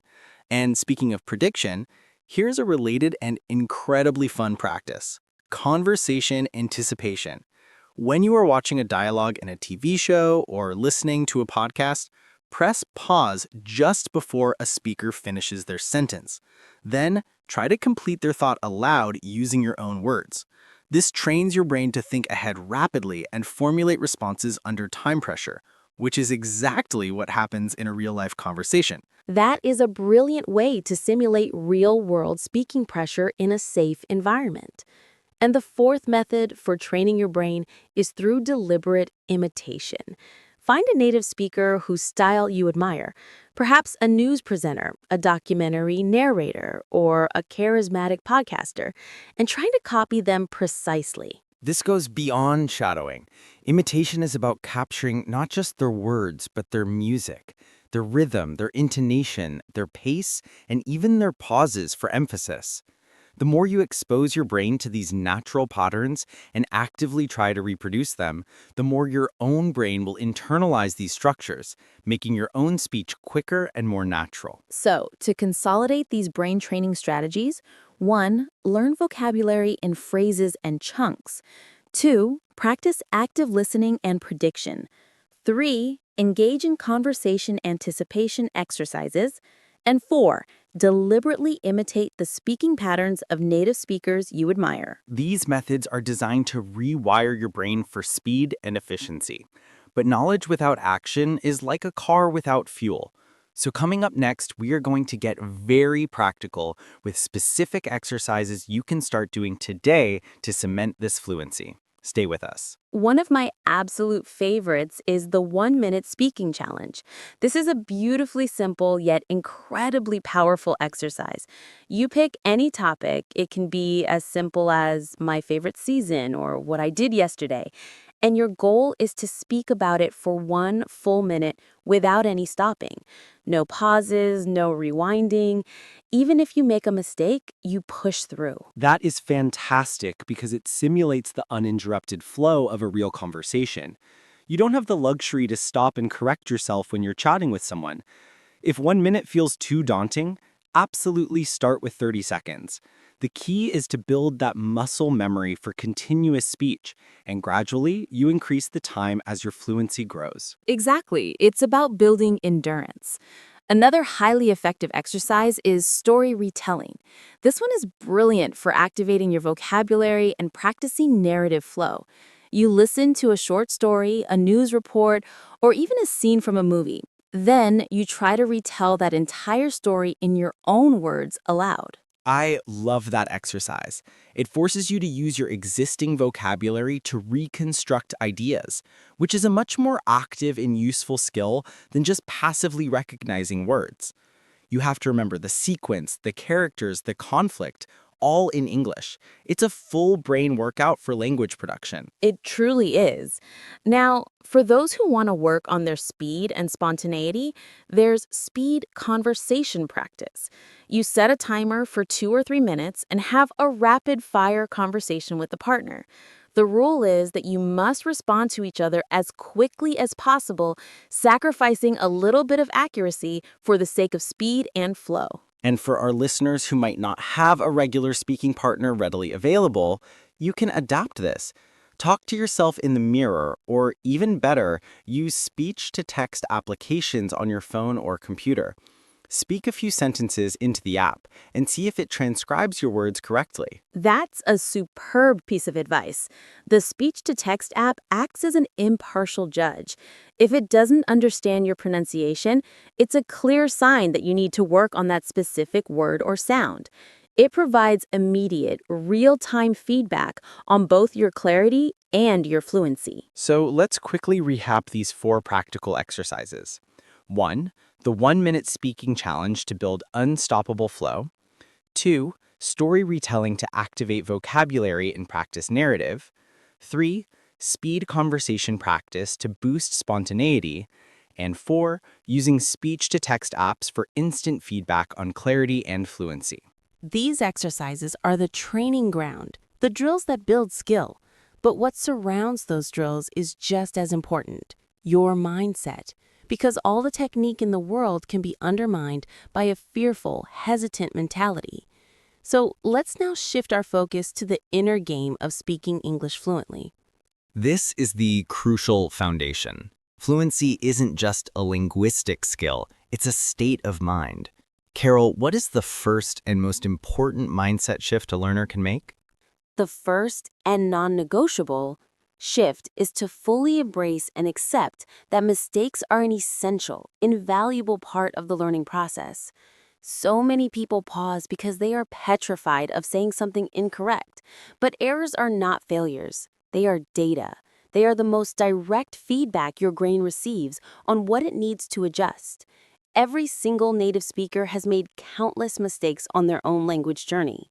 That is so true. Instead of your inner voice screaming, "Don't make a mistake," it should be whispering, "Every error is a stepping stone." The goal is progress, not perfection. This leads directly to the second mindset shift. Focus relentlessly on communication, not on perfection. Yes, the ultimate purpose of language is to connect, to share ideas, and to understand others. If the person you are speaking with understands your message, you have already succeeded magnificently, even if your sentence had a minor grammatical error. No one will remember a small prepositional mistake if you successfully shared a fascinating idea or a funny story. And here is one more transformative tip. Speak with confidence, even if you have to fake it initially. Your delivery changes everything. If you hesitate, speak too quietly, or look down, people will focus on your nervousness. But if you speak with energy, maintain eye contact, and smile, the listener's brain will be focused on your engaging message, not on your minor stumbles. So, to build an unshakable mindset for fluency, 1. Welcome mistakes as your teachers. 2. Prioritize the success of communication over grammatical perfection. And 3. Project confidence through your voice and body language. It influences both your listener and your own brain. These mental shifts are the bedrock upon which all the techniques and exercises are built. Now, let's bring it all together and create a simple, actionable plan for our listeners to start their journey to pause-free English. And so we have arrived here, at the moment where everything comes together. We've journeyed through the reasons for the pauses, equipped ourselves with techniques, trained our brains, practiced with exercises, and fortified our mindsets. Now it is time for your personal action plan. That's right. This is your roadmap. Let's do a final, comprehensive recap of the entire landscape we've covered. First, we identified the 4 primary enemies of fluency: a lack of confidence, vocabulary gaps, the habit of overthinking and translating, and the paralysis of nervousness under pressure. Understanding these was our crucial first step. From there, we armed ourselves with immediate techniques to combat these issues. We learned to think directly in English, cutting out the translation middleman. We embraced the strategic use of filler words to maintain flow and avoid awkward silence. We discovered the power of shadowing to mimic native speed and rhythm. And we adopted the liberating philosophy that communication, not perfection, is the true goal. Then we went deeper, training our very brains for faster processing. We shifted to learning vocabulary in practical phrases and chunks. We practiced active listening and prediction to stay ahead of the conversation. We engaged in anticipation exercises to sharpen our response time.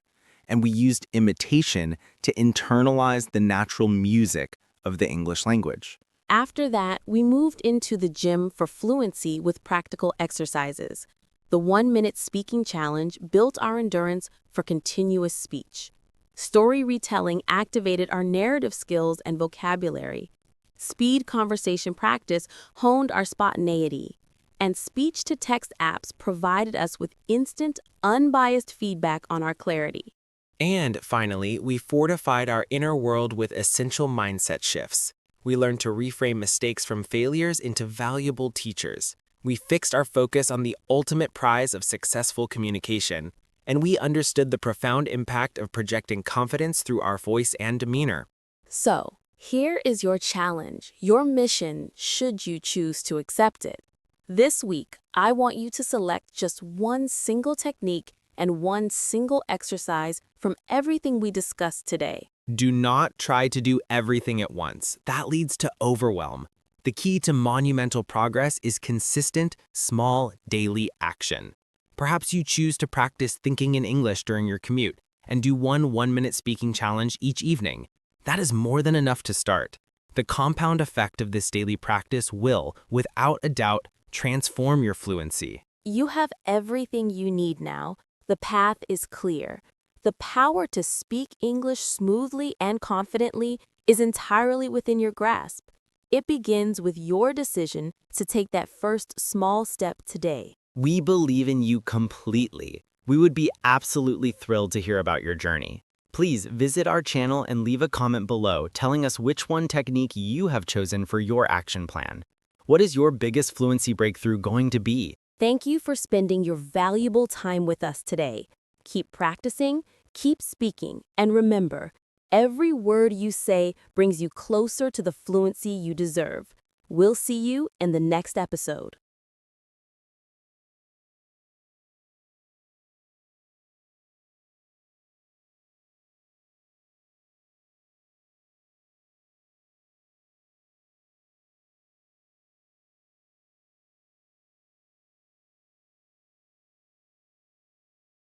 Welcome, everyone, to another episode of English Unlocked.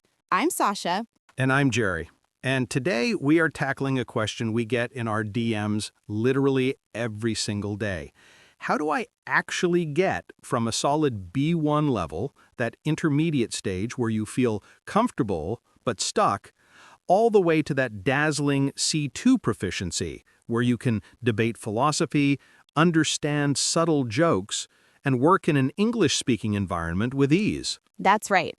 The journey from B1 to C2 feels like a huge, mysterious mountain.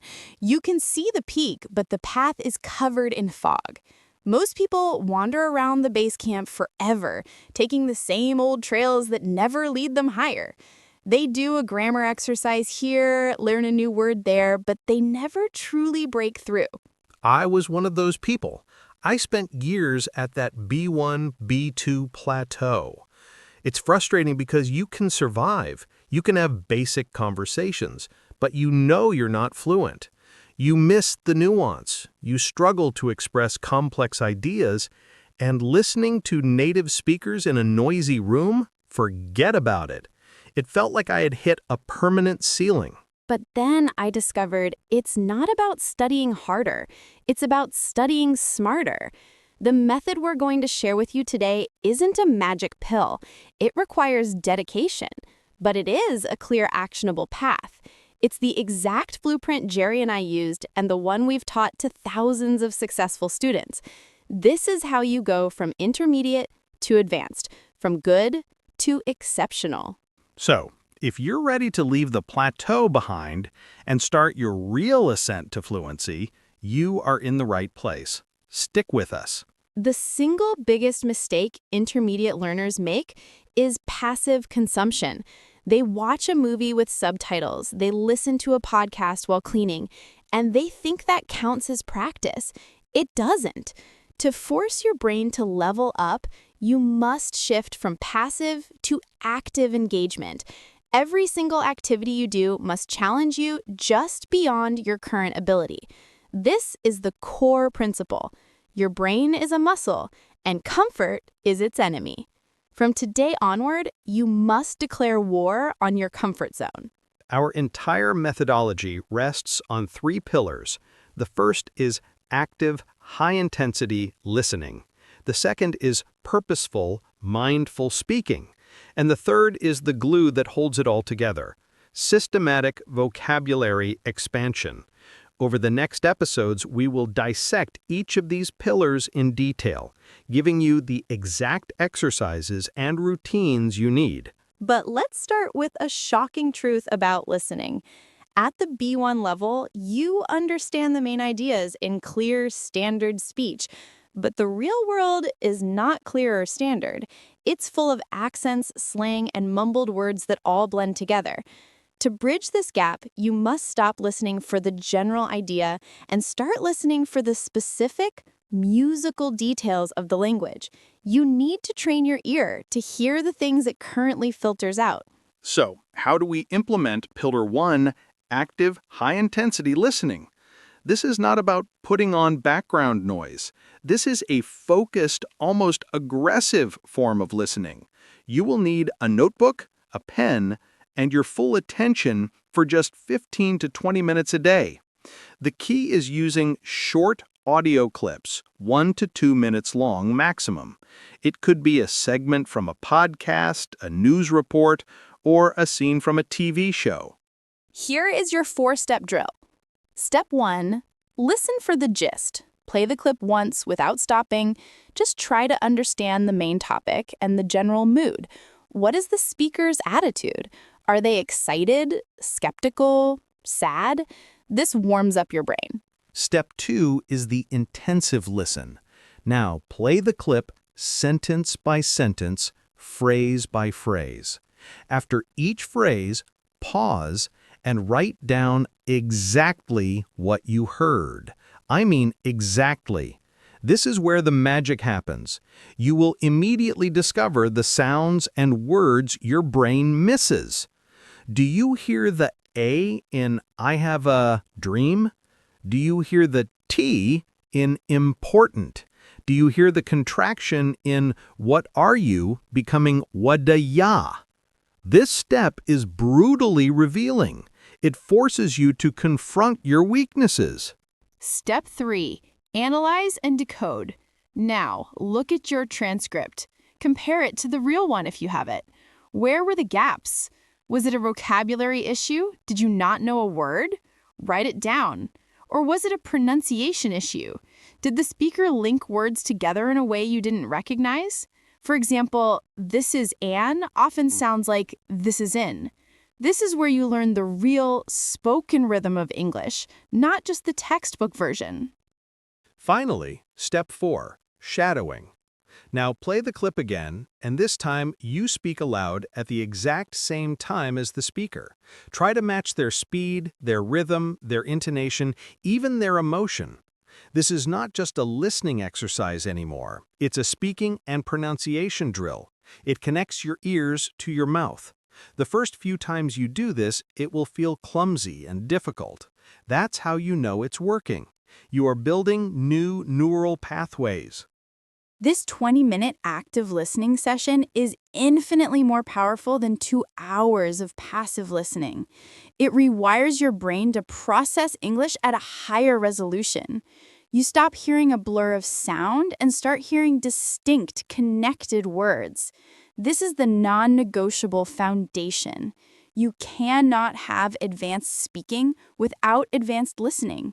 Your ears must lead the way. Now, let's talk about the material. Don't just choose anything. Be strategic. At the beginning of your journey from B1 to B2, use materials designed for learners. Podcasts like 6-Minute English from the BBC are perfect. The speech is clear and the vocabulary is explained. As you progress to a solid B2 aiming for C1, you must switch to authentic, native-level content. Find a topic you are genuinely passionate about, be it tech reviews, true crime, comedy, or football, and use that. Your passion will fuel your persistence through the difficult parts. You're training your ears to be a precision instrument. But what good is understanding everything if you can't respond with the same level of sophistication?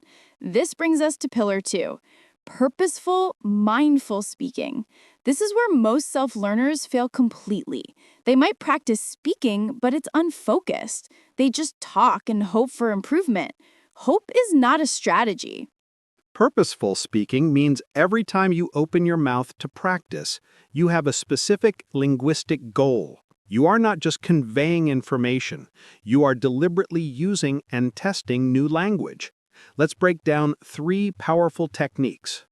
First, the self-talk drill. I want you to narrate your life in English, but with a twist. Don't just say, I am making coffee. Challenge yourself. I'm grinding the coffee beans, and the aroma is intoxicating. I'm looking forward to that first reviving sip. Do you see the difference? You are actively forcing yourself to use more descriptive verbs and adjectives. You are retrieving vocabulary from your memory bank under pressure. When you can't find a word, you write it down. This turns mundane activities into a constant low-stakes practice session. Second, the recording technique. This is uncomfortable, but utterly transformative.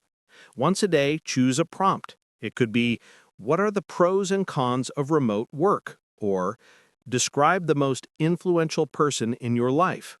Give yourself 1 minute to think, then record yourself speaking for 2 minutes. Do not write a script. Just speak. Now, here is the most important part. You must listen back to your recording. Be your own toughest critic. This is cringy, I know, but it's essential. As you listen, ask yourself these questions. Did I use vague words like good or bad instead of more precise ones? Did I make the same grammar mistakes I always make, like mixing up verb tenses? Were my sentences short and choppy? Did I use filler words like and like too much? Write down your top 3 errors from each recording. Your goal for the next day is to consciously correct one of those errors. Third, find a speaking partner, but with a new rule. Before you start your conversation, you each choose 2 target words or 1 target grammar structure you want to use. For example, your target words could be nevertheless and to take for granted. Your goal in the conversation is to use those words naturally. This shifts the focus from just chatting to actively deploying new tools from your vocabulary toolbox. It moves language from your passive understanding to your active use. This purposeful practice is how you bridge the gap between knowing a word and owning it. It's the difference between having a toolbox full of tools and actually being a skilled craftsman who knows how and when to use each one. At the C1 level, it's not about using big words to sound smart. It's about using the precise word to convey your exact meaning and tone. This mindful approach to speaking accelerates that process dramatically. All of this listening and speaking rests on a foundation of words. And that brings us to our third and final pillar, systematic vocabulary expansion. Simply put, you cannot express C2 ideas with a B1 vocabulary. The jump from B1 to C2 requires a quantum leap in your lexical resource. But learning lists of random advanced words is a waste of time. You'll forget them because they have no context or connection. We need a smarter system. The golden rule is this: learn vocabulary in chunks, not in isolation. A chunk is a natural group of words that native speakers frequently use. It could be a collocation, words that often go together, like make a mistake, not do a mistake, heavy rain, strong wind, or a sense of humor. It could be a phrasal verb, an idiom, or a whole sentence frame. When you discover a new word during your active listening, don't just write down ubiquitous. Write down the whole chunk you heard. Smartphones have become ubiquitous in modern society. You are not just learning a word, you are learning its grammatical context and its natural habitat. This is how you avoid sounding like a walking dictionary and start sounding natural. Your vocabulary notebook should be organized by topic, not by alphabetical order. Have a section for environment, for technology, for personal relationships. When you learn a new chunk, you file it under the relevant topic. This builds a network of related words in your brain, making them much easier to recall during a conversation on that specific subject. Now for the memorization part. Rote repetition is boring and inefficient. We recommend a technique called spaced repetition. You can use physical flashcards or an app like Anki. The system shows you a word right before your brain is about to forget it, solidifying it into your long-term memory with minimal effort. But there's a catch. On your flashcard, the prompt should not just be the word. It should be a cloze test. For example, the front of the card should say, "Smartphones have become blank in modern society." Or, even better, provide the definition and ask for the word. Adjective, seeming to be seen everywhere. This forces active recall, which is far more powerful than passive recognition. Finally, and this is the C2 secret sauce, you must start exploring nuance and register. At the advanced levels, it's about understanding the slight differences between synonyms. What's the difference between angry, irate, furious, and livid? They all mean mad, but with different intensities. Register means the level of formality. You chill out with friends, but you relax in a formal meeting. You kick off a project informally, but you commence it in a report. Paying attention to these subtle distinctions is what separates a competent speaker from a truly masterful one. This systematic approach to vocabulary ensures that every new word you learn is useful, memorable, and ready to be deployed in your next purposeful speaking session. It turns your brain from a messy closet of words into a well-organized library. We've given you the 3 core pillars: active listening, purposeful speaking, and systematic vocabulary expansion. But knowledge is useless without action. The final critical element is weaving these pillars into a sustainable daily routine. Consistency is your most powerful weapon.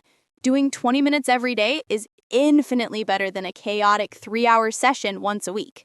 Let me paint a picture of what a powerful 45-minute daily practice session could look like. This is just a template. You can adapt it to your life. Minutes 0 to 20. Active listening drill. This is your non-negotiable warm-up. Take a 1-minute audio clip. Do the full 4-step process of just listening intensive transcribing, analysis, and shadowing. This sharpens your ears and tunes your mouth to the music of English right at the start of your session. Minutes 20 to 35. Vocabulary review and expansion. Open your spaced repetition system app and review your do cards for the day. This should take about 10 minutes. Then spend 5 minutes reviewing your vocabulary notebook, looking at the chunks you collected recently. Read them out loud. Feel the words in your mouth. Minutes 35 to 45. Purposeful speaking. This is your output. You can do one of two things. Option A, the recording technique. Take a prompt, think for 1 minute, and record a 2-minute monologue. Then, spend the remaining time analyzing it for errors. Option B, if you have a partner, have a focused 10-minute conversation where you both use your pre-selected target words. And that's it. A focused, intense, and incredibly effective 45 minutes. Notice there is no grammar exercise time. That's because you will learn grammar implicitly through your listening and speaking. When you constantly hear and transcribe correct structures, they become ingrained. When you record yourself and catch your own grammar mistakes, you learn more than from any textbook correction. The journey from B1 to C2 is a marathon, not a sprint. There will be days you feel stuck. You will hit another, higher plateau at the C1 level. It's normal. The key is to trust the process. Track your progress in a journal. Listen to a recording from 1 month ago and hear the improvement. That is the dopamine hit that will keep you going. Remember, this is not just about passing an exam.